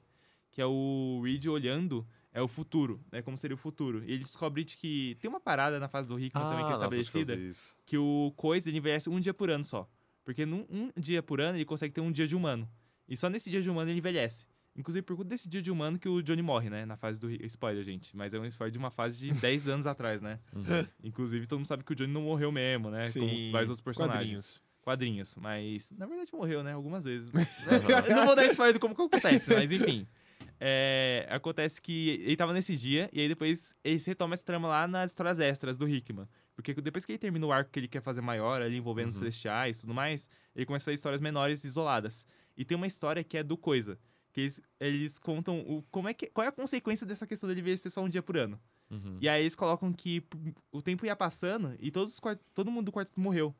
Até os filhos do Reed morreram, envelheceram e morreram, e só ficou ele. E é mostrado que lá, só muito lá pra frente, muito, muito pra frente, ele foi o último a morrer. E ele morreu solitário porque ele não tinha mais a família dele. Ele fica feliz de morrer, porque ele vai reencontrar com eles, tipo isso, assim. Ele fica até com uma barba, né? Ele vai crescendo, assim, uma barba, até que ele fica sólido e o coração dele para de bater, um bagulho assim, sabe? E aí o Reed vê isso, e é mó tenso, porque ele vê o futuro do Ben, e ele só chega assim no sofá, pega uma cerveja e fala, vamos passar um tempo junto aí. E eles sentam juntos os dois, sabe? Nossa, que lindo, bonito. Mano. Tipo, cara, inclusive na fase do Hickman, tem alguma das cenas mais bonitas de quadrinhos super-herói que eu já vi. Quando o Tocha morre e tem a edição muda logo em seguida, que é dele sofrendo pela morte do Johnny, é muito boa também. Nossa, o Ben indo pro deserto, pé da vida, assim, pra ninguém falar com ele e tal. O Thor e o Hulk vão pra lá pra acalmar ele, sai na porrada com os dois. Né? Até que ele para de socar e ele cai chorando, assim. Tipo, nossa, tem uns momentos muito foda, Nossa, assim. mano. Eu adoro. Caramba, o Hickman tem uma importância do caramba pro quarteto, hein? Cara, eu acho que a fase dele é a minha favorita. Tanto que eu tenho um ônibus Eu lá em casa. preciso ler, mano. Eu preciso ler. Eu vou comprar esse ônibus. Eu já li 2 vezes a fase dele, assim, eu tô querendo reler, cara. Porque tem umas paradas que eu já não lembro, assim. Citando agora, eu posso ter cometido uma gafe ou outra. Porque a última vez que eu li foi em 2018, acho. 2018, pô. Eu li na época que saiu, por scan. Aí depois eu reli nos compilados que eu achei nos scans na internet. E depois, agora eu tô com o ônibus pra eu reler. Sim. Então eu gosto muito dessa fase. Eu vou providenciar isso. Eu tô louco pra ler esse ônibus, mano. A fase do Hickman parece muito boa Tem mesmo. algumas construções que são feitas na fase do Mark Miller, mas não é tão importante não, tá? É só uma questão de um outro mundo lá, que é uma continuação do Velho Logan, que é do universo do Velho Logan. Que ele cita lá, mas não é tão importante não. Eles explicam bem. Pelo menos o pessoal fala que é importante, eu não acho tanto, mas enfim. Eu li de boa na época, eu não tinha lido a fase do Mark Miller. O filme tá se inspirando em alguma fase específica? Cara, eu peguei muita referência da fase do Hickman, alguns detalhezinhos, mas eu acho que tá se inspirando muito na fase do John Byrne e na do Jack Kirby, que são as duas mais clássicas, né? Ah, tá. A fase do John Byrne é considerada a mais importante do quarteto, junto com a do Jack Kirby e Stan Lee, né? Tem isso. E eu sinto muito nessa questão, assim, que tá se inspirando bastante. E também tem algumas referências, faz do Hickman, como falei. E um quadrinho que me remete bastante é o quadrinho que é o Quarteto Fantástico História de Vida, também do Mark Russell. Eu não sei porque me remete bastante, que lá o Galactus é a ameaça principal. E eu lembro que, não lembro se teve um leaker ou alguma coisa assim, falou que era inspirado, não tenho certeza. Mas é um quadrinho que mostra em tempo real a evolução do quarteto, como se ele estivesse surgindo nos anos 60 mesmo, evoluído. É igual aquele quadrinho do Homem-Aranha, História de Vida, né? Basicamente. Sim. Só que isso é um do quarteto. É bem legal esse quadrinho, assim. A ameaça principal é o Galactus, você vê eles envelhecendo e tal. O Reed e a Sue se separam, depois eles voltam. Meio que conta, assim, uma história bem comprida deles, fazendo várias referências à lore deles como um todo, assim. É uma história bem boa. Ah, da hora. Então é bem legal. Inclusive, o quarteto, é legal que o visual deles no filme tá muito bem feito, cara. Acho que é o visual mais fiel que a gente teve até então. Sim. E nesses últimos anos a gente tem tido alguns trajes muito fiéis ao que a gente vê nos quadrinhos, né? O Superman é o exemplo disso. Exatamente. O último traje do Homem-Aranha também me vem na cabeça. Mas que o traje do Homem-Aranha foi, tipo, alguns segundos, né? alguns segundos. Mas o do Tom Holland, mesmo o primeiro do primeiro filme já é bem... Só que que tem aquela modernização da Marvel, né? Mas esteticamente, assim, ela é perfeita, eu acho, aquele traje. Cara, você viu o traje que era pra ser, que eles fizeram pra set mesmo, em Guerra Civil? O primeiro traje do Tom Holland? Cara, aquele traje era perfeito, mano. Podia ter usado. Eu prefiro o do... Era um que era, tipo, todo improvisado? Era um que era todo improvisado? Não, é um que eles usaram, deram pro Tom Holland usar no set de gravações do Guerra Civil mesmo. Que depois já é o traje... CGI por cima depois, porque o traje parece que não virou, assim. Já Tanto que tem uns bonecos... Os bonecos do Guerra Civil são com o traje do set. Desse boneco. Caramba. E aí desse boneco não, do filme. É um traje muito bonito, mano. Mas, tipo, só dá pra ver em foto de set. Entendi. Mas uma pena que não foi pra frente. Talvez no filme do Homem-Aranha mesmo eles mantenham, né, a estética mais simplificada, assim. Espero tipo, que sim, mano. Inclusive no Friendly Neighborhood Spider-Man vai vir um traje clássico que é bem bonito também. Não sei se você viu não é leak, né? A revelação do traje. Não. Que eu acho que no próximo episódio já vai começar a usar, talvez. Que inclusive acho que a gente pode citar aqui o traje da Fundação Futuro também, do Homem-Aranha, que é aquele traje branco lindo, maravilhoso, é um dos meus trajes favoritos do Homem-Aranha, que inclusive surgiu na HQ do quarteto, Hickman, né? Na Fundação Futuro, né? Exatamente. Inclusive é bem legal, porque o Johnny, quando ele morre, deixa o testamento dele e ele pede exclusivamente, que fala, o Peter tem que ser assumir o lugar. Ele coloca no testamento. Mano, quem é outro personagem que fala que quando morrer o Peter pode assumir o lugar dele?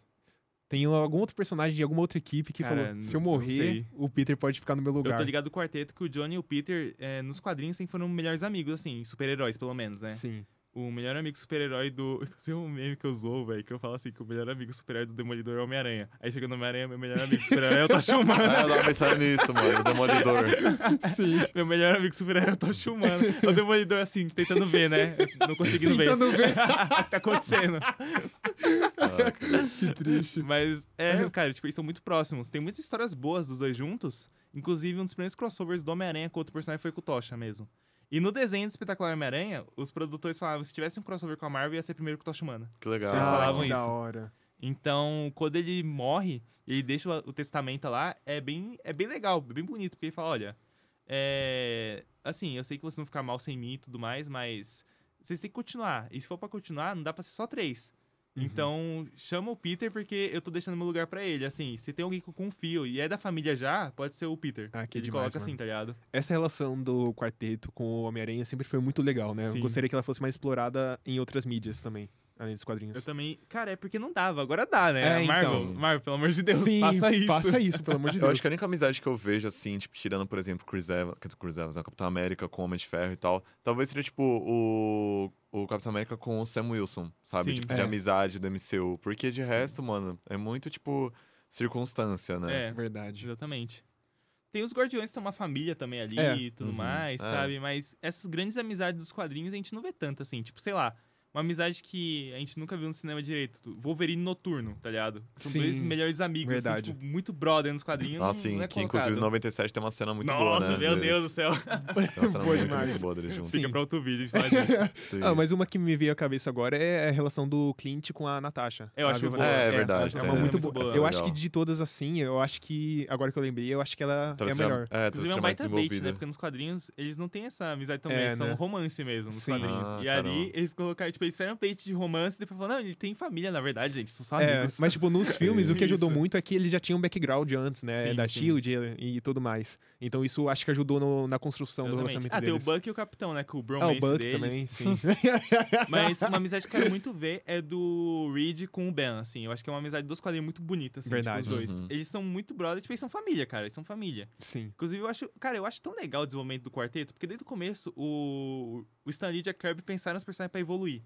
Então, eles começam ganhando os poderes, já tem a questão da família disfuncional ali, aí eles ganham os uniformes, aí depois, mais pra frente, começa a evoluir como família mesmo. Eles têm o prédio que eles começam a morar juntos, Sim. aí depois surge o casamento do Reed com a Sue, aí depois eles já tem um filho, tudo isso na fase do Stan Lee e do Jack Kirby, tudo na mesma fase. Uhum. Eles têm um filho, aí depois vai evoluindo, aí o Ben, ele não se aceitava como ele mesmo, ele conhece a Alicia, ele começa a ter um romance ali.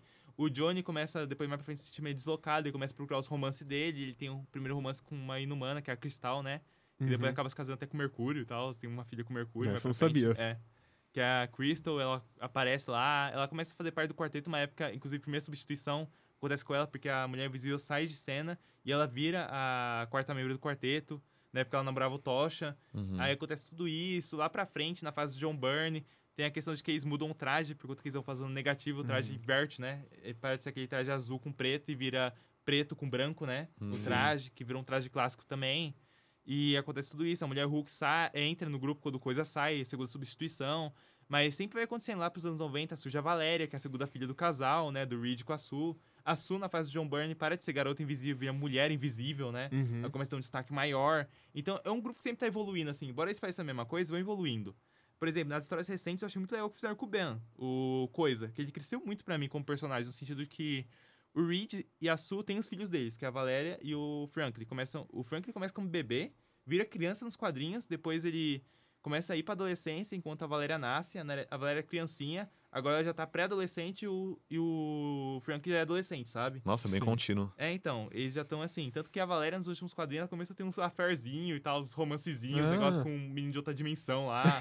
E aí o Reed fica preocupado. Bem Pai, família muito mesmo, legal. né? E o Coisa, ele se casou com a Alicia, né, na fase do Dan Slott agora. Eu achei muito legal, porque é muitos anos que eles estão nisso, né? É Sim. o romance do Coisa mesmo, a Alicia Masters. Alicia Masters? Eu acho que é Masters o sobrenome dela. Não faço lembro ideia agora. qual que é o sobrenome então, dela. não lembro agora de cabeça. Mas ela é filha de um vilão do quarteto, que é o criador de bonecos, o bagulho assim. É o... Não lembro o nome dele agora, mas é o cara que... É o artesão, acho que é uma parada assim. Ele é filho desse personagem, desse vilão. Mas, enfim, eles se casam e recentemente eles adotaram um casal de um menino e uma menina, né? Que são uma Screw e um Kree, né? Ah, Que que eles da resgatam hora. de uma arena de gladiador e eles pegam eles pra criar, né? Eles são filhos do Coisa agora. Caramba. Que demais. Então, é uma família, tem 4 crianças, por exemplo. Tem a Alicia, tem o Coisa, assim, todo mundo tem uma relação muito boa, já que eles se conhecem há muito tempo. Então, é uma grande família, assim, tipo, cara, eu acho muito legal esse desenvolvimento do quarteto. Sim, será que a Então, gente vai ver eu acho isso no cinema interessante. mesmo? Eu acharia legal. Eu legal. adoraria. Verdade. Esse núcleo familiar do quarteto sempre foi um diferencial também, né? Que a gente não costuma ver em outros lugares, em outras equipes. Até tem, mas não é a família, sabe? A questão da família biológica também, Sim. né? Eu acho que isso contribui muito também. Eu acho legal também a questão do Johnny, que só pra fechar, porque ele é o cara que fica meio perdido no grupo, né? É, Porque né? agora Sim. o Reed e a Sue são casados, né? A irmã dele, e tem o cunhado. Tem o Coisa, que é amigão dele também, só que é o melhor amigo do Reed ali também. Agora ele também tá casado e tem filho já também. E o Johnny é o cara que tá lá, sabe? Ele ainda solteiro. tá... E é muito legal, porque toda fase ele consegue um relacionamento, o Johnny Storm. Só que nunca acaba bem, ele sempre faz merda. Então é uma questão que começa... Até nas fases atuais, começa a remoer ele. Porque ele fala, cara, por que eu não consigo ficar com ninguém? Tipo, eu sempre faço merda, sabe? Começa a dar uma crise nele nesse sentido, sabe? Que ele quer também ter aquilo. Já faz muito tempo, mas ele não consegue. Ele não consegue amadurecer, sabe? Ele tenta amadurecer, mas ele não consegue. Então isso começa a ser meio que uma crise interna dele, assim. Eu acho muito interessante essas questões dos personagens. É legal porque dá margem pra vários arquétipos, né? Tipo, várias pessoas se identificar. Tipo, quem tá lendo há muito tempo se identificar mais com o Reed, ou quem é mais jovem se identificar mais com o Johnny e tal. Tanto que atualmente ele tá com bigode, né, o Johnny? Ele tá bigodudo. É? Ele tá bigodudo porque ele dá uma mudada no visual, assim, e tal. Seria bom, nossa, tipo... Acho que, nossa, onde que eu vi... Eu vi algum filme, alguma série que tipo, o personagem mete um bigode do nada e todo mundo fica tipo, mano, que merda é essa? Não foi o Nosferatu. Não foi. É tipo, é um personagem que de fato ele, tipo, intencionalmente cria um bigode. E aí todo mundo fica tipo, mano, que merda é essa que você tá falando? Seria muito bom, tipo, no Quarteto Fantástico 2, assim, o Johnny aparecendo lá no bigode. Todo mundo, acharia bom. Todo mundo zoando ele. Inclusive o Reed, o Pedro Pascal de bigode, ninguém reclamou, mas o Reed, geralmente, ele já teve barba, mas nunca teve bigode. Sim, mas uma coisa legal é que o pessoal fala que a barba do Reed é uma coisa recente. Barba cheia dele é recente, realmente, barbona, assim. É da fase do Hickman dos Vingadores, né? No final da fase dele dos Vingadores, ele bota uma barbona no Reed. Tinha que ser o Hickman. E quando... Nem é no quarteto, é nos Vingadores mesmo. Quando ele aparece nos Vingadores, ele bota uma barbona e no Guerra Secreta ele tá barbudo também. E depois, quando ele volta na fase do Dan Slott, ele ainda tá barbudo. E ele tirou a barba recentemente na fase agora do Ryan North, só. Mas lá nos anos 60, o Stanley Jack Kirby ainda fazia o Reed ficar barbudo às vezes. Caramba. Mas não barbudão, mas ele ficava com aquela barba, sabe, meio por fazer. Né? Em vários momentos. E ele... Tipo, aparecia sem barba, com barba, como se o tempo ia passando e ele ficasse barbudo às vezes ele tirava. Entendi. Então tinha isso, sabe? Tinha meio que uma passada cronológica, assim, mostrar que ele às vezes não se barbeava. Às vezes, ele tava fazendo uma invenção muito tempo ali e ele aparecia algumas vezes barbudo, sabe? Meio barbudinho, assim, sabe? Eu acho que era recente, porque eu tinha muita imagem do filme. Ele com, tipo, sem barba e tal, que era o padrão dele. Sim, mas tinha essas questões. Era muito uma coisa da fase do Jack Kirby, depois para um pouco, né? Mas o Jack Kirby fazia isso. Ele botava, às vezes, o Reed com a barba meio por fazer. Cara, falando de Reed com barba, vamos fazer uma menção honrosa ao John...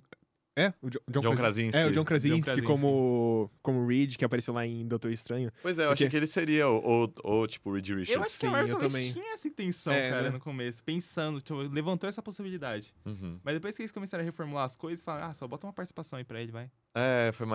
Realmente, assim. Eu considero talvez o maior fã... Não, quer dizer, teve o Patrick Stewart, né, também morrendo pra Wanda. Mas eu diria que talvez, tipo, de fanservice, assim, que era muito, tipo, o fandom que gostaria que o John Krasinski fosse. Sim. O Reed Richards foi o mais pá. Foi. Cara, na época da saga da Marvel Guerra dos Reinos, que o quarteto participa também ali no meio, é uma saga do Thor, né? Mas eles fazem um cameo lá na minissérie principal. O Russell Dalton, ele desenha o Reed como se fosse o John Krasinski. Sério? Ele desenha, o rosto é igual, assim. Que da hora. Ele desenha muito de onde surgiu isso, tipo... Cara, não sei, não faço ideia. Fandom. Foi fandom da internet. Falou, nossa, o John Krasinski precisa ser o Reed, sabe? Eu não sei se ele comentou em alguma entrevista, não sei se foi um fã que levantou...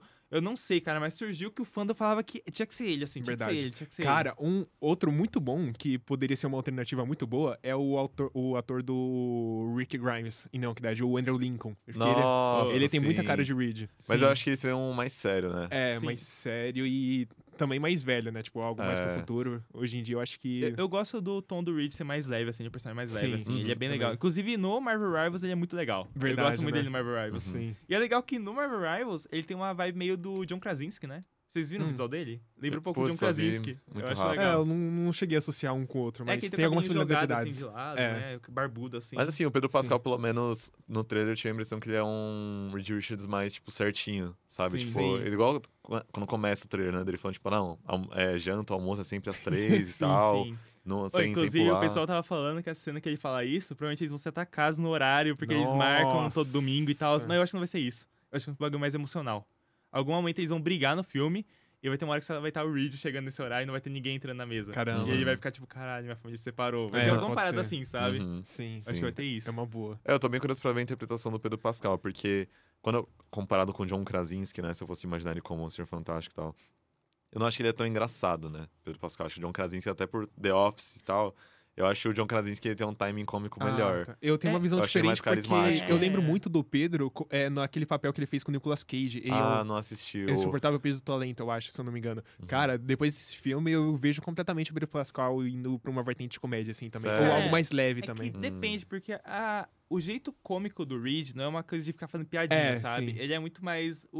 quão alienado ele é com as pessoas ao lado dele, que é engraçado. Tem uma cena muito boa no Vingadores, Os Super-Heróis Mais Poderosos da Terra, que eu acho que casa muito bem com o Reed quando ele tá fazendo o trabalho dele, que quando ele tá na ciência, cara, ele não foca em mais nada, ele só tá fazendo aquilo. Tem uma hora que o Homem de Ferro e a Ravena vão visitar ele no edifício Baxter, pra ver algumas questões, o Homem de Ferro vai conversar com ele sobre o que aconteceu na temporada anterior, que eles foram pra Asgard, quer contar a história pra ele. E também querem falar sobre algumas questões envolvendo a 51 lá, que é a prisão e tal, se eu não me engano. E aí o Tony Stark começa a contar pra ele, tipo, a gente foi pra Asa, não sei o que, tananã. E o Rich tá bom, tipo, e o Tony contando assim, ele percebe que o Rich tá sem prestar atenção, assim. E ele fala, tipo, alguma coisa sobre alguma coisa, assim, nada a ver. Tipo, não lembro o que é exatamente que ele fala. E aí, do nada, o Reed vira e fala, então, Hank, como se o Hank Pym estivesse junto, porque eles sempre estão junto. Então, Hank, eu fiz tal coisa. Ele olha assim, ele olha pro Tony, olha pro lado dele. O Hank não tava aqui, não? Ele, não, eu tô sozinho aqui desde que eu cheguei. O Hank não conseguiu vir. Ele, jurava que ele tava aqui. Tá ligado? Pode falar. Eu acho que vão mais pra essa vertente, provavelmente. Mas você comentou do Pedro Pascal. Como eu vi ele mais, tipo, em Game of Thrones e The Last of Us, pra mim é, tipo, essa imagem desse cara, tipo, tudo bem que em Game of Thrones ele é muito carismático, ele é bem charmoso. Sim. Mas em The Last of Us, que foi a última coisa que eu vi com ele, é, tipo, tom muito sério, pouca piada e tal. Sim. Então não sei como que vai ser. Eu acho que ele consegue fazer um meio termo também. Porque eu acho que ele em The Mandalorian, ele, tipo, exige um pouco disso também. Porque é um personagem muito sério, mas como ele tem o Grogu do lado, ele tem que descontrair às vezes também. Então acho que ele tem... O Pedro Pascal, ele vai conseguir... Inclusive, ele é bom pra caramba, né? Ele atua no Mandaloriano sem mostrar o rosto. Um detalhe. Sim, exatamente. Não, ele só faz a voz, né? Na real. Será que ele realmente tá lá no set? Em alguns episódios, sim. Tá, a maioria ele tá. O pessoal fala que ele só faz a dublagem, mas não. Tipo, em gravação do set, dá pra ver. Dele ali. Tá. A maioria das vezes que tem cena, ele tá interagindo lá. Entendi. Na terceira temporada, eles usaram mais dublê mesmo, porque o Pedro Pascal tava gravando The Last of Us, se eu não me engano. Boa. Entendi. Teve isso.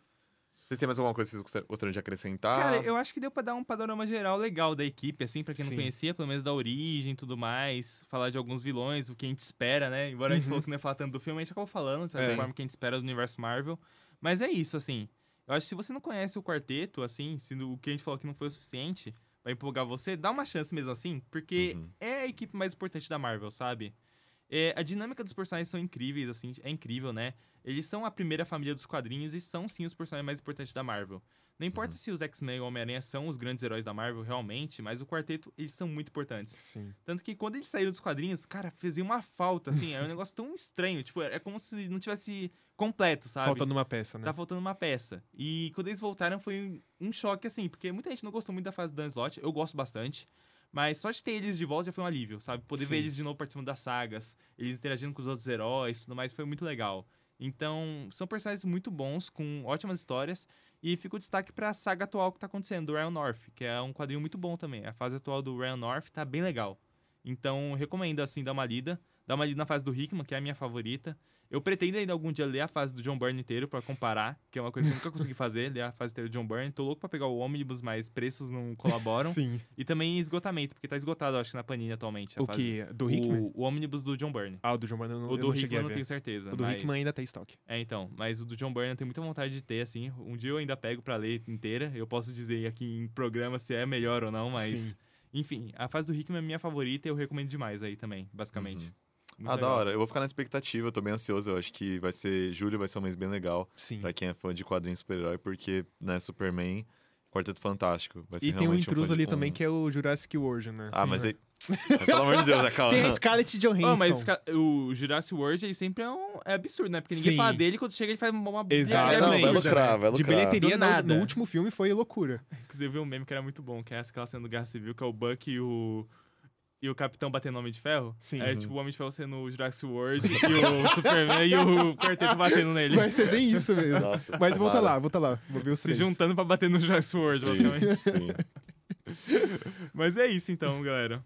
É isso, foi um programa legal. Sim. Valeu aí por terem escutado a gente. Curte, compartilha, Comenta que você tá as suas expectativas e segue a gente no Instagram também. Sim, pra deixa você 5 ver. estrelas. O Thiago vai estar lá, né? O nosso Exatamente. produtor que gera o Instagram vai estar lá postando curiosidades sobre Quarteto Fantástico. Exatamente, E sobre afins. né? Marvel aí, futuro dos quadrinhos super-herói. Quando sair o filme mesmo, a gente vai vir falar mais de quarteto, obviamente, né? Pô, vai ser um evento, a gente tem que falar. Pode tem fazer, que pegar o hype, né? Não, a gente tem pode que fazer um ter, episódio tem que ter. especial, né? Dobradinha Superman e Quarteto. Pode Pá, né? olha, Quem sabe? boa. Vai ser legal. Boa sugestão. Eu acho que Vamos ver. como é que vai ser os filmes. É, Se a sim. gente vê que, tipo, um foi mais ou menos e o outro foi muito bom, a gente faz um filme só pro que é muito bom. Por exemplo, o outro a gente deixa meio quieto e comenta depois. Sim. Se os dois for muito bom, a gente vai ter que fazer um pra cada um. Ou se a gente hypar muito mesmo, a gente vai um episódiozão falando dos dois. Tipo, pô, o um episódio retorno especial. do cinema dos super-heróis. A gente Sim. vai ver ainda, vamos pensar, sabe? Verdade. E hoje a gente pode dizer que aqui teve informação. Exatamente. Hoje não tem Aqui tem informação. Informação de verdade. como. Sim. Mas é isso. Bom, então é isso, pessoal. O episódio de hoje foi muito bom. Eu acho que a gente pode finalizar aqui. Fiquem de olho. Vão ver a nossa reação do primeiro trailer, que tá no Sim. Instagram também. A gente Sim, tá no verdade, Instagram. verdade. Exatamente. Tá bem legal. Bom, então é isso. Eu sou o Cauã. Eu sou o Arthur Alves. E eu sou o João Vitor JV. Então é isso, gente. Tchau, tchau. Tchau, Valeu. tchau. Falou. Falou. Tchau, tchau.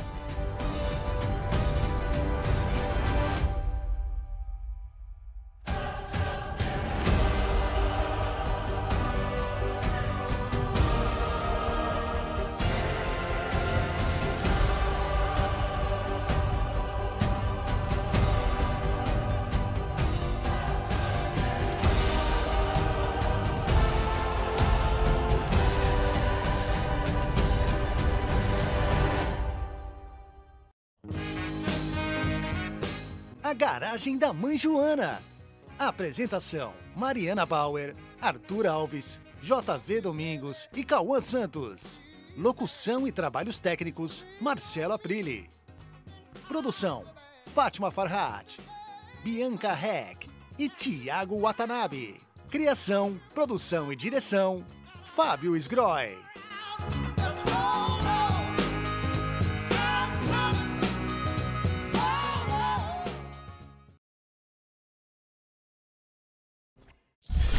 Tá na hora do pau. Vocês estão ligados?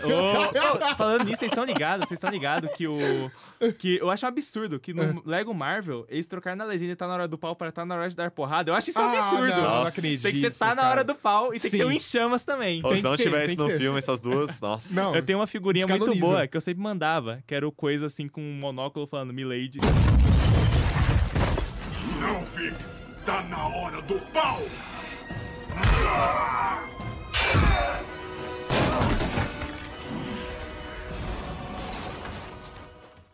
Como eu queria fazer isso.